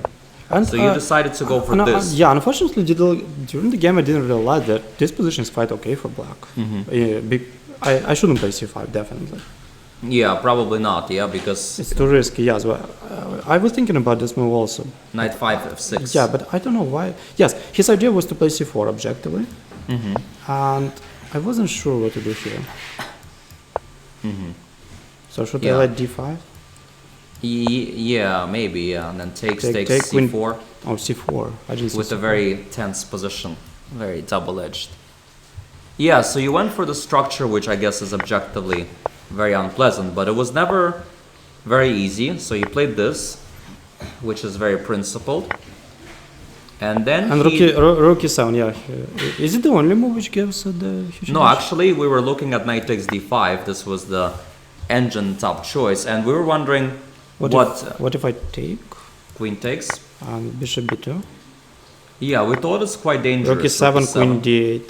Queen d8 doesn't work, right? Oh, queen d8, queen 8. Oh, that's what the point. I didn't see queen e8. Oh, Wow. oh, that's probably also what he missed. Ah, okay, because Queen e2 is impressive. I didn't even consider. I was thinking queen d8 and I'm quite good. that was probably the invisible key move. That's Yes. impressive. Yes, Wow. yes, and then there's just no way to stop this attack. Yeah, this is It's really hard genius. to find. Yeah, very hard. I didn't see that. Backward move, yeah. Probably he also didn't because actually Okay. if you don't play that, then It's equal if you don't have queen. Look, I guess queen you e2. could play rook b1, maybe still a very slight, but Bishop g7, yeah. maybe like bishop e7. I would be happy to play this, comparing to what happened in the game. Yeah, I guess. Well, the thing is, rook e8. There's knight g5, which could be tricky. Queen here and then rook e3, but even that's not the end of the world. Again, there's some queen a2. Queen Crazy. e2 is impressive, yeah. Like yesterday's bishop d1. Yeah. It's the same. Yeah. Oh, this is even harder because here you have to see it from far away. There you just have to see it right there. Yeah. Okay. Yeah. So that was a kind of a big chance for him, but the thing is, if you simplify and there's nothing there, then you just lose your winning chances. So it's understandable that he played rook e7. Yeah, here I wasn't sure where to put my queen. I played queen c6. Knight b5. It was okay, but I think. But it Here looks like I saw d4. d4. And I was thinking knight takes d4 and queen d5. Is it correct? Queen d5 is probably okay. There's also queen d6, but Yeah, I think it's an important moment to open this diagonal for the bishop because after what happened in the game, I realized that. why did you decide not to play d4 if you saw it? I saw it but after knight d4, queen d5, for example, c3, I wasn't sure how to continue to play here because I'm down a pawn and I think it's quite easy to play with white. Yeah, that makes sense. Yeah, so you played knight e6, he played there. Takes queen c8. And here, I guess maybe he could try rook a3. That was interesting. But even this is a good move. And here, I don't know if you saw, he had like this incredible... Queen e3? Yes. Yeah, that's the winning move probably. If I take on e7. I was thinking to play bishop c6 or bishop a6. Yeah, bishop c6 is better. Bishop a6 is somehow... Bishop h6, right? Okay. Yeah, so bishop there probably better. At least bishop h6 you take the pawn. But yeah, it's very dangerous. b3 here, bishop h6. It's basically the same position as the game, but just much better version. Yes, it's important to have rook on e7 because rook Yeah. attacks everything and I cannot develop my own rook. And looks like white could keep all the heavy pieces on the board, and it'll be very unpleasant pressure you have to deal with the attack. It's so hard to play this position as black during the game when you understand that every move is going to be Yeah. cost you a whole tournament. Yeah, and probably he was thinking for a long time on this queen e3, but unfortunately for him, yeah, he didn't go for it. Yeah, now, I was happy to see that. Because yeah, from here it's after like rook e8, I think I can hold it. very good drawing chances. It still looks like maybe something with knight against bishop, but Yes, at one moment I was thinking I'm much worse knight versus bishop because of queen side. maybe he should try queen d2. I would play queen d2. I think Yeah. I'm a bit surprised he traded rooks because I think in this structure, especially if you have to play a4, the bishop gets to e4. It seems, yeah, this is of course accurate because as I showed the viewers, if you take then king g3, it's kind of although even this maybe you could play, but no, there is knight b5. No, or maybe wait. I was thinking knight. and Oh, here bishop c6. And it's okay. somewhat, yeah. No, I decided not to play this line because of knight b5. I didn't see bishop c6. But I think this is also okay, so there's no reason to Okay. kind of Interesting. complicate. And then you brought correctly the bishop to d7, and yeah, his pawns are on bad squares, so it's very hard to So create bishop winning- b4 is correct, right, Everson? Yeah, Okay. yeah, and here you played king Yeah, he d7. didn't see probably bishop c2. Yeah, There's bishop c2 and before bishop a4. a5. a5 also. I think is good, yeah. Oh, King. wow, and you're Yeah. also 50 minutes on the clock. Yeah, that's the thing too, yeah, he was low on the clock. Yeah, eventually he tried c4, but yeah, eventually I guess you were able Yeah, to, and here hold the we draw. ended the draw. yeah. Well, congratulations on the great tournament. Yeah, we some great chess you showed this tournament. Last game was very good also. And against Liam Putnam was like very good endgame technique. I thought was a really good Yeah, game. so many endgames today. Yeah. So any last minute thoughts on the tournament? Yeah, so overall the tournament was interesting and I really prepared against almost every game.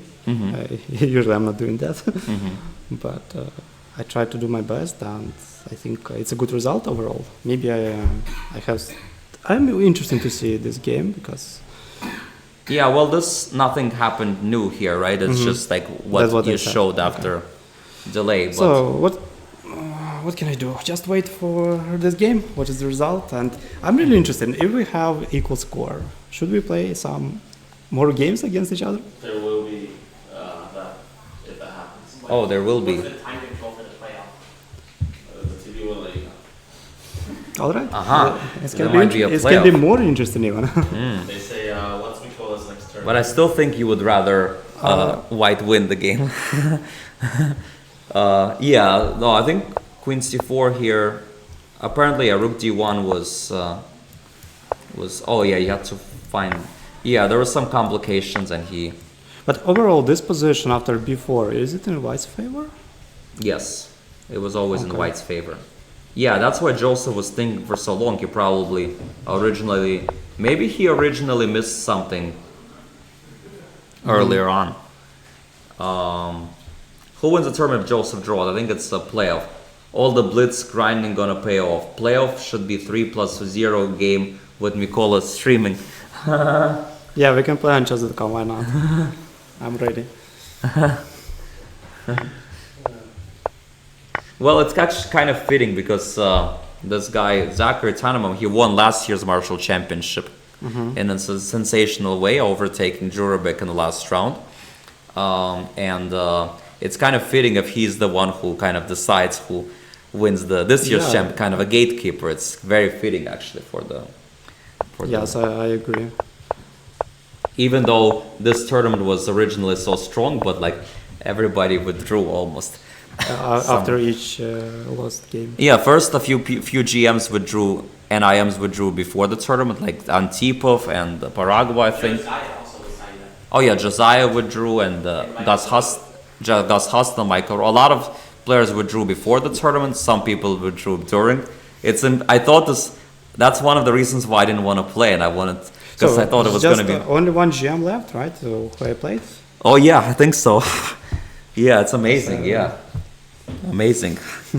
And so many GMs in the beginning of at the pre-reg, and they're all just dropped out like flies, one by one. Actually, because of lineup, I wasn't sure should I play or not. Yeah. When I opened the list of players, I was shocked to see this. Yeah. Well, 5,000 first place, but No. Oh, Benjamin Bok rated us. Oh, thank you, Benjamin Bok. Yeah, now we have a lot of it's great. new people. It's great, yeah. Yeah, you probably have You also got in off the wait list, right? what wait list? Right, because it was full. Right, were you on the wait list to play? Because you signed up like a day before the tournament, right? Yeah, You were like one of the last players to sign up. one of them, yeah. Do you want to check on a few other games while we're waiting on the playoffs? Yeah, we can Maybe you see maybe in game number. Who left? What Number other 4. game you found to be interesting? Well, let's see the top boards. For example, Okay. 4. 4, yes. Grand Sue against... well, this one has been kind of not the most interesting game, just like an end game. A very level, equal game for most of the way. The only thing is Daniel is low on the clock, but yeah, it's about equal. Yeah, it's a little bit. Maybe next year they make it championship 8 rounds with more entries allowed. Well, we'll see. 8 rounds. No, that would be better for me as a commentator, worse for me as a player, because as a player, there's just no way I'm missing that much work. That's one of the reasons I didn't want to play. I just... Okay, this one looks like Eugene Yu is putting finishing touches on Chloe Gao, playing some really powerful moves. Yeah, look at these pieces. Everton on the first, on the back rank. Yeah, King is weak. Yeah, not looking very good. Yeah. John Hughes against Liam Putnam. Okay. I was a bit surprised by the decision here by Liam to allow h5. I thought knight f6 is very natural. Makes sense. But for some reason he decided to allow it. Oh, I guess maybe he thought queen f3.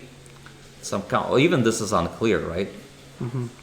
But yeah, he played hg. Queen g4, which is probably better. Yeah, and then white has some kind of an attack. So a little bit surprised that he allowed it, but I guess it's still playable for black, but definitely looks a little bit dangerous. Okay, let's see what other... Okay, so Brian Lynn, this game ended in a draw against Leif Pressman. Yeah, this was also an equal game all the way through, and then eventually they repeated moves and made a draw. So I guess Brian Lynn, if Chloe Gao... No, yeah.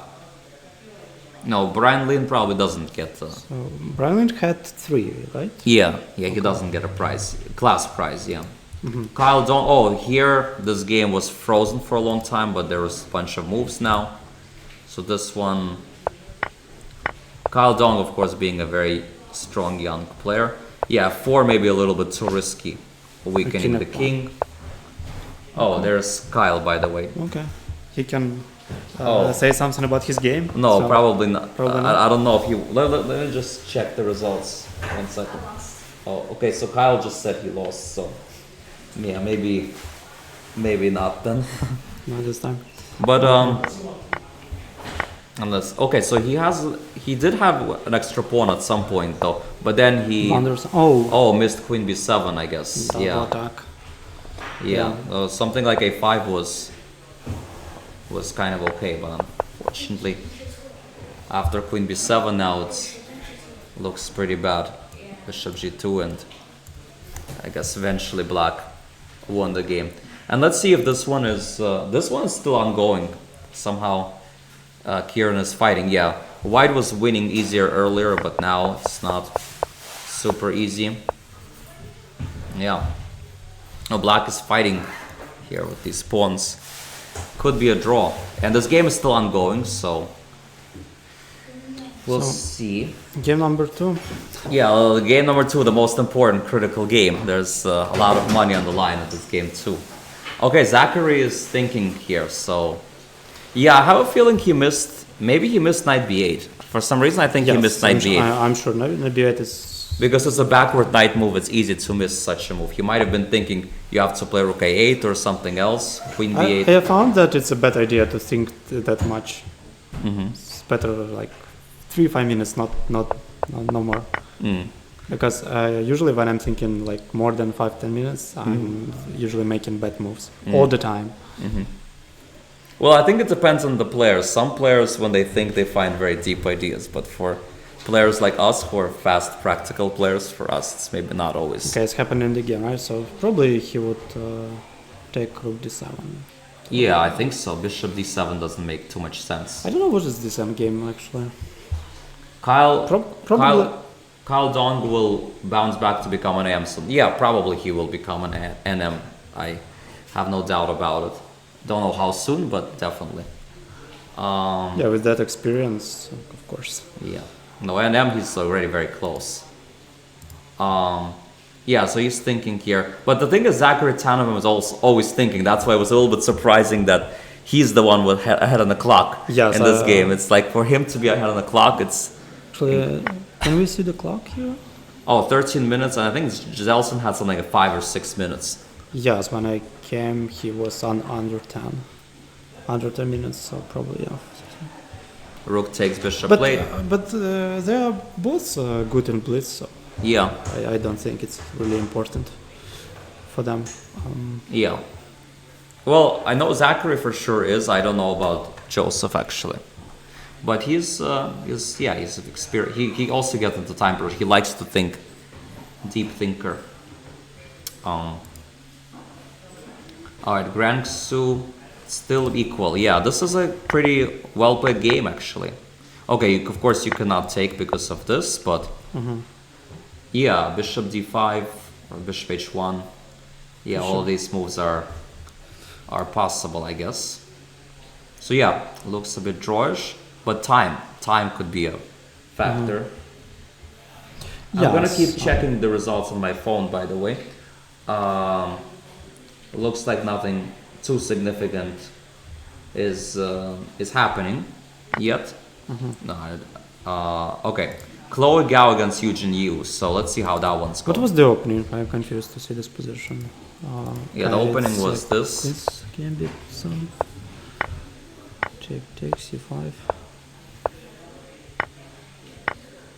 It's something similar, like she had it against Liam, right? Liam Putnam in the first or second round. Oh, maybe first round. It Yeah, looks like the same position. I didn't really check the game, but maybe. Oh yeah, maybe yeah. Didn't really check the game that closely. It's too boring for me to play such positions. I don't like these structures.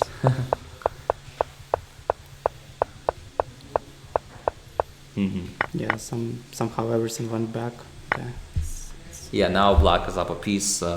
Should probably win. But Chloe is a good fighter and she's survived difficult positions before. But this one I feel like even she cannot. Although the game's still ongoing, she did not lose yet. So I guess we'll see what happens. Okay, this one Liam Putnam. Okay, so f5, knight d3, good move. Rook f1, and now knight goes back to e5 and. e5 is a great place for the knight. Very tense game. I don't like that queen is all far away from the action when your king is being attacked. I still don't understand what is black's plan here. What is the bishop doing on b7, for example? Yeah. But with this knight on e5, I think you can fight here. Yeah, knight on f8, there's no mate. Maybe knight e5, for example, rook c3, bishop c8, I don't know. Yeah, something like that, yeah. Interesting. Kyle Dong. Okay, Kyle Dong, we don't need to check. This one, Yeah, here white is spoiled it. So let's go back to maybe this one. Oh, bishop b3.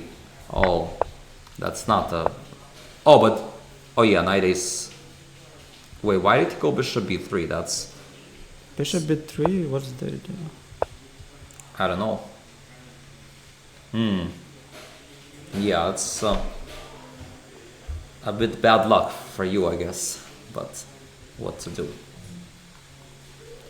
Yeah. Yeah, I guess you have to go here. And knight e4? Yeah, to stop knight. Knight c5. Yeah. Why it's so bad? The idea is knight c5, knight b3, right? Yeah. And rook a8 probably. Yeah. Yeah, because this bishop is kind of a very strong piece, I guess. Yeah. Defender, attacker. And now, what's the material actually? 1, 2, 3, I think 4, it's 5, equal. Equal, yeah. Yeah, now knight c5, e4. Can I go rook d5? Yeah, rook d5, knight c5. Oh, I can take there c6. Yeah. Or you can also start with e4, I guess, also. I was Thank you, thinking Jude and YC, by the way, for rating. For the, yeah, e6.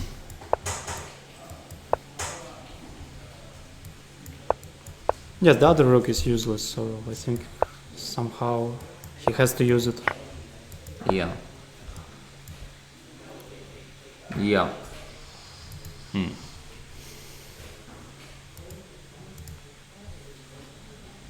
Okay, so now he's thinking, so he probably might have missed it. Yeah, but Zachary is a kind of a good fighter. He's a good practical player, so anything could still happen, but Yeah, it's not that clear. yeah. Yeah, okay. So let's see. Grand Sue. It's kind of equal, but time situation though could be. So Chloe is trying to fight back with her active pieces, down a piece, but So she has only 1 point, right? For the 3, 4, yeah, yeah, King h8, King g7.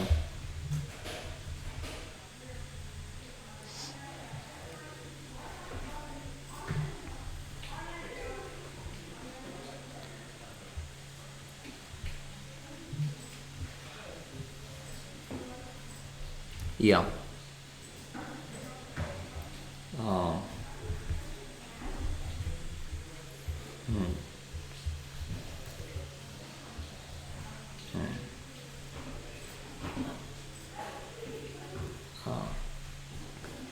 Let's see.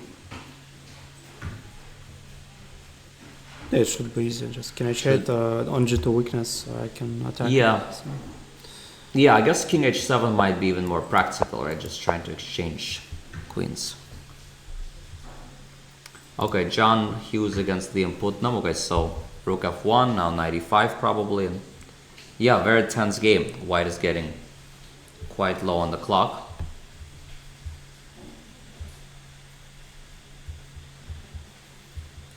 Yeah, no results finished so far.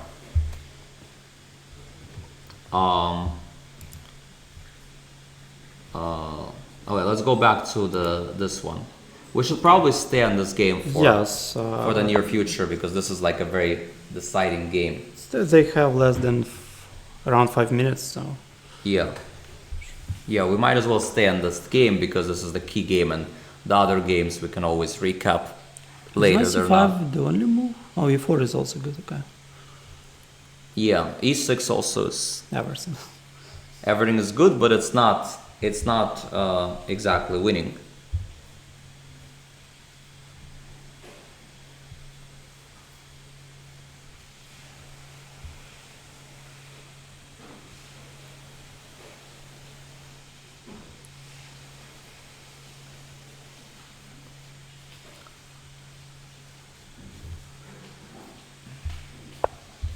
Yeah, of course. Knight c5, knight d2. Yeah. Yeah, I guess knight e5, bishop e5, rook e5, knight d3 is Yeah, some trap. Yeah. All right. I will take some rest. Okay.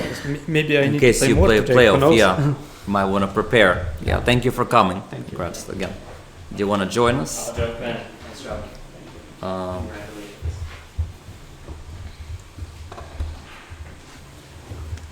So what are the developments in this game? This is the game of the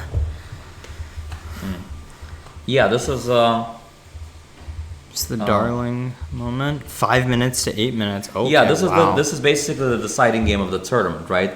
Basically, Joseph controls it in his own hands. If he wins the tournament. If he draws, he ties for first with Bortnik, and if he loses, it's going to be a massive share second, and then Bortnik gets first place. So how because Roger did not manage to win on demand against Bortnik, so So how did Zachary spoil his position? I guess he must have been much better earlier.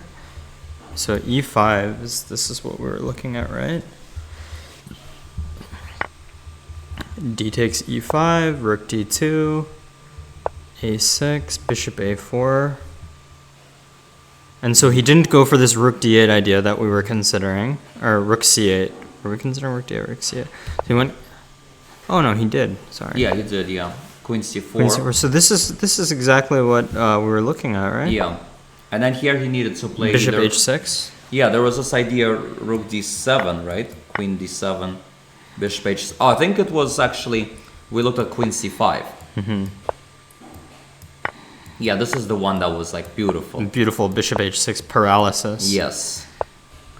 Yeah, so I guess I figured white will not find that. It's kind of very difficult. He almost with queen c4. He got materialistic here. He should have just brought the last piece in the game, but forced this, and then, okay, white's never worse in any line here, right? Even if you just go like this and then take, okay, white's still much better. Should What's never lose this. six pawns to 6 pawns, but black is behind development. Yeah, white could never be worse. But I think what happened was he thought queen a6 is winning, but missed knight b8. Wow. Backward knight move, very easy to miss. I think that's what happened. I think he for sure missed knight b8 because he would never have, because there's so many other good possibilities for. And then I think he also might have missed or underestimated knight a6 because otherwise you can go here and here. What do you do when this momentum shift kind of happens against you? I mean, it's probably one of the hardest things in chess to sort of bounce wait, back. something just happened. So knight c5, knight d2, and now black played e6 instead of king g7. King g7 would have been more accurate, keeping all the tension. But instead, now, Zach got back in the game because basically he traded the knight for bishop after all. Now that's going to be opposite color bishop. Oh no. And, yeah, I guess it's Been a really topsy-turvy battle. heading towards a draw again. Yeah, wow. Wow, king g7. He must have missed rook c5. Maybe he just thinks this is a really big advantage for black. Maybe he saw it, maybe he just thinks this is very good for black, but underestimated. So, yeah, could be in for a long ride here. Yeah. So yeah, they got this position, and now, edge of the seat game. Yeah. Wow. Yeah, this is gonna be. Let's see Joseph's nerves, but I guess the rules are if it's tied, then there will be a Armageddon playoff. Yeah, I believe so. Something like that. Yeah. Armageddon. Regular blitz first. It might be a regular blitz first. Fascinating. Okay. And Bortnik is a blitz specialist, so definitely. Yeah. It would have been fun to see him and Andrew Tang playing. Yeah. They're Yeah. like the two best blitz Well, players. Andrew Tang, I think, is more of a bullet specialist. But they're like the two best blitz players. No, well, I don't know. I actually don't think. Liam's pretty strong. Yeah, Liam's very strong. Liam Putnam, yeah. Putnam's very strong at blitz. Yeah, I think a lot of the young players are very good at blitz, but actually I disagree. I've played Tang many times. I don't think in blitz he's actually, he's not bad, but I wouldn't consider him like a huge blitz specialist. I think he's specialist in bullet, or even lower. He's like world champion caliber. Yeah. But in blitz, okay, he's like normal GM level, but there are many people that level, I think. Yeah, and I'd say Mikola is probably stronger than normal GM level at Blitz. Would you say that? Yes, although I tend to do quite well against him actually in Blitz for whatever reason. I've even beaten him at the Marshall. That was a tournament where I made a draw with you. Wow. And, I'm very honored because I can never get a point off of Mikola. Not even half a point. How's Liam doing? Yeah, let's take a look at Liam's game. Yeah, he had 3 out of 4. He did lose to Raja Harshit the previous round with white. And in this game, he's playing against John Hughes. It has no prize implications, but he is kind of doing sort of, he's kind of taking over a little bit. Knight f5 might have not been the most accurate, allowing the queen to get into this defensive good position with counterplay. I have to say, this is a very rich looking position. There's a lot going on, a lot of pieces still on the board. Maybe, 4 pawns for each side, but yeah, all 8 minor pieces still on the board. Yeah. But it looks like that bishop on b1. Bishop on b1. Yeah. It's passive, but I guess, Yeah, I think that's the problem with white's position actually, yes. Because of that bishop on b1, that white's attack is just not as strong as it could have been. Yeah. Alrighty, so let's take a look at... so I guess Brian Lynn, Leaf Pressman, that ended in peace. Yes, let's see if there are any other results that happened. Grant Xu did actually win a game against... I guess the time pressure did play a big role, It's kind of a pity for Daniel Johnson because he was having an amazing tournament and he took that draw against Roger, maybe which he shouldn't have. And then his tournament did not go his way today. He lost to Bortnik quite convincingly. Yeah. And now he lost the last round as well from what looks like it should have been a drawn position. But yeah, in time pressure, unfortunately for Daniel, he got tricked in the time pressure. It doesn't even, I know Injun is saying equal, but it actually doesn't look so trivial. Well, if you play h5, h4, it might... Well, actually, he did find h5, so I'm curious how he actually... Yeah, well, I want to stay in this game. I'm curious how he actually lost this, because the result is already official, so... There are some other results that happened, so... I guess bishop b3, rook a3 is a way to lose, king b4. Yeah, well, actually even that, I'm not sure if it's losing after h4. Let's actually check that. I'm curious. Yeah, you see, even that's not losing. Even you try to lose, it's not losing. Yeah, okay, fair enough.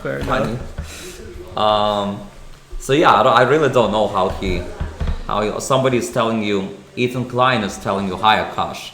Oh, what's up, Ethan? Ethan's a fixture in the Marshall scene, soon to be national master. He's been grinding up for it for some time. Yeah, so I'm very curious how exactly did Grant manage to trick him. Okay, played rook c4. Okay, that makes sense. Yeah, he's stopping h4. Yeah. Okay, now king g5 is probably okay. Rook d2 is probably okay, but I can easily see black messing it up. We have a few questions clarifying the tiebreak situation. So there's no tiebreaks. It's going to be a playoff in the event that Joseph Zeltsin and Zachary Tannenbaum draw.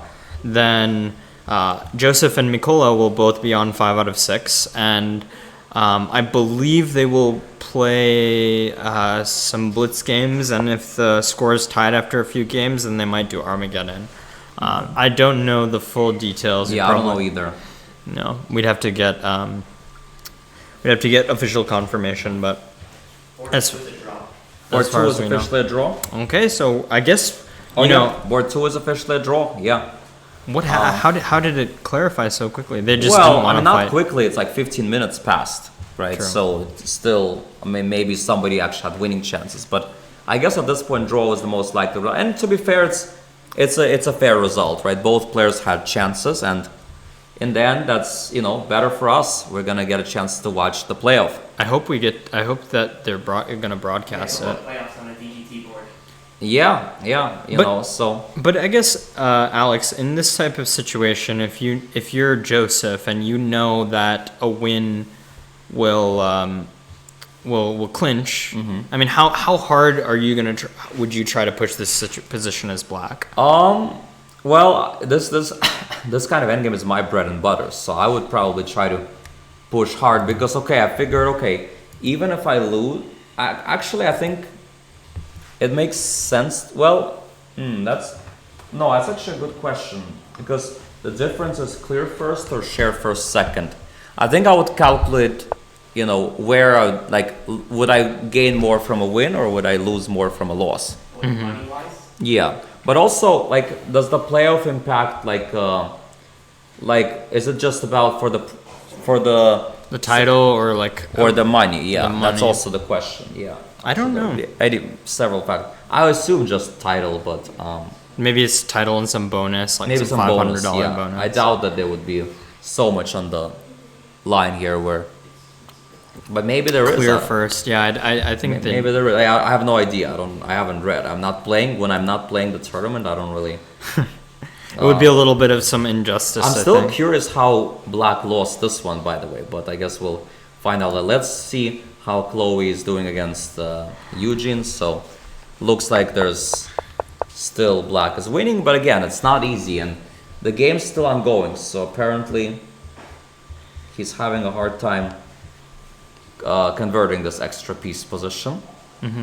John Hughes against Liam Putnam. So yeah, he probably missed Queen E2, thinking for a long time now, and Tough yeah, position. now maybe Liam might finish with a win. It's quite possible. Yeah, His four, pieces are getting into life. His king is relatively safe. 4 out of 6, very good score. Yep. Kyle Dong did lose this game. We already know that, and yeah, he kind of lost this game in kind of one move by in this position allowing Queen B7. I didn't know Kyle has the CM title. Yeah, I didn't know either. Yeah, Knight F3, maybe not the most accurate. Still, it's maybe okay for. But then he blundered Rook E1, so he sort of blundered everything. Yeah. Oh, And then no. Bishop G2, and yeah. My God. Yeah. It's like you want to avoid taking on E1, but he's really going to force you. He's insisting, yeah. And this game, now White is winning in this game, but the game's still ongoing though.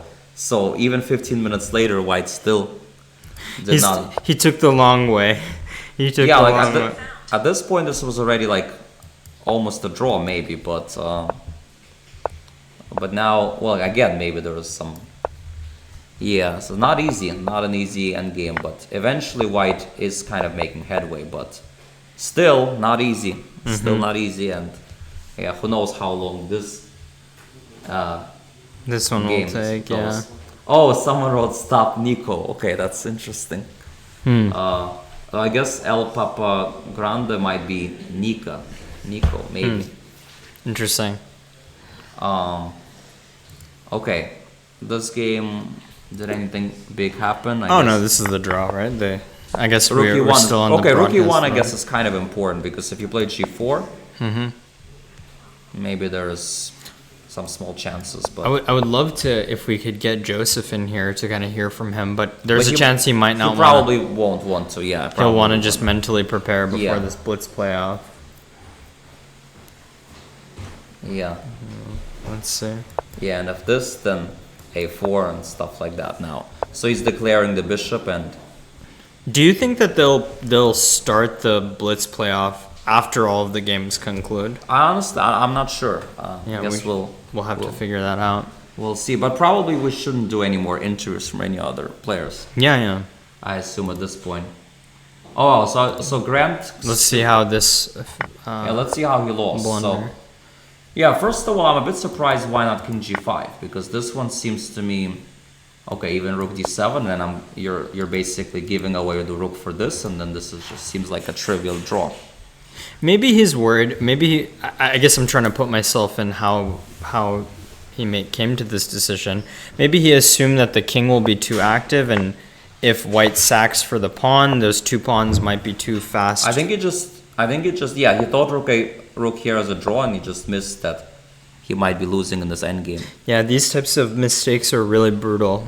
I Yeah. feel like we've all kind of made these mistakes. So few pieces on the board, but Yeah. are just total misevaluation. 20 seconds too, so. Well, that's why we should be so careful about being in time pressure, right? Yeah. Because in time pressure, mistakes Hard do to make the happen. correct decision. Yeah, at least now we see how he lost. Okay, this game, okay, a4. Okay, actually, white is sort of, maybe trying to be better, but okay. Probably pretending to be better, but not really better. Okay, John Lodger Hughes did lose, by the way, to Liam Putnam. He made some mistakes. Played there, and then rook c3 probably happened, and yeah, he ended up losing this.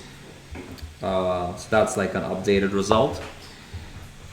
Yeah, so Liam did finish on a good note. Good grinding victory for him here. Yeah, and 4 out of 6. I guess maybe not enough for prizes, but very respectable tournament for him. Tournament, yeah. Yeah, here Black is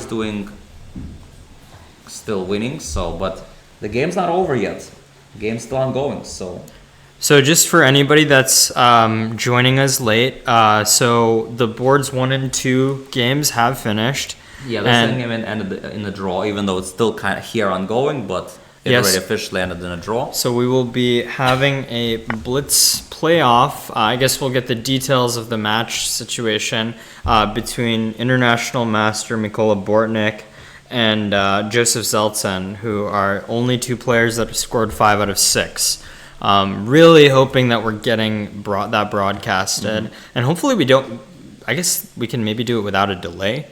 It's a blitz. Yeah, probably. Yeah, hopefully. Yeah, it's pretty hard to cheat. It'd be kind of anticlimactic. It's like, hey, by the time the board shows up, then they're already done. Speaking of US Championship, the most painful story. So my friend Irina, right? Like she was playing this Armageddon against Jennifer Yu. Yeah, and then I see, Jennifer blunders this piece, and then Irina's up. Irina's up. I don't think it was necessarily a touch move, but okay. She let go. She let go, and she kind of, and then she lost the piece, and at that point it seemed like it was game over. And then I basically asked her coach, did Irina win? And she was like, she lost. I was like, I couldn't believe it. Like that was like I literally couldn't believe it. Like it was just like so shocking. It has to be one of the most like dramatic ways to end a U.S. championship. Yeah, no, I mean that was just so heartbreaking.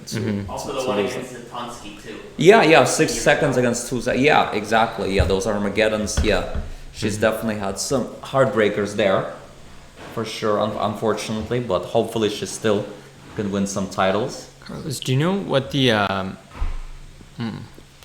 Yeah, but anyway, I guess we'll figure out. Yeah, well, that was. Could you bring one of them? So that was a situation where there was a delay, and so yeah, definitely. Yeah, no, it would be silly. Delay in transmission and these, what do you call it?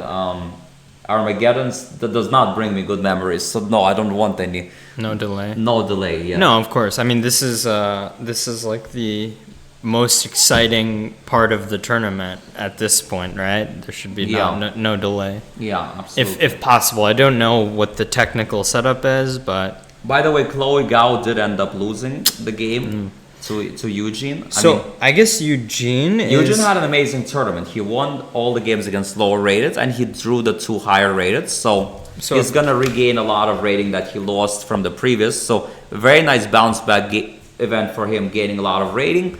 And not no losses, and getting some money, just like a really positive event for him here. He's gonna get under 2300 clear first. Yeah, he clinched under 2300. That's bounce back from that World Youth. Yeah, it's gonna be $500, or maybe it's like it might be. I think it will be. But he's also 4.5, so he's gonna be tied for third. Yeah, it's gonna be a share with Raja, Harshit, Brunton Hardaway, Grant Sue, and Eugene Yu. 4-way tie.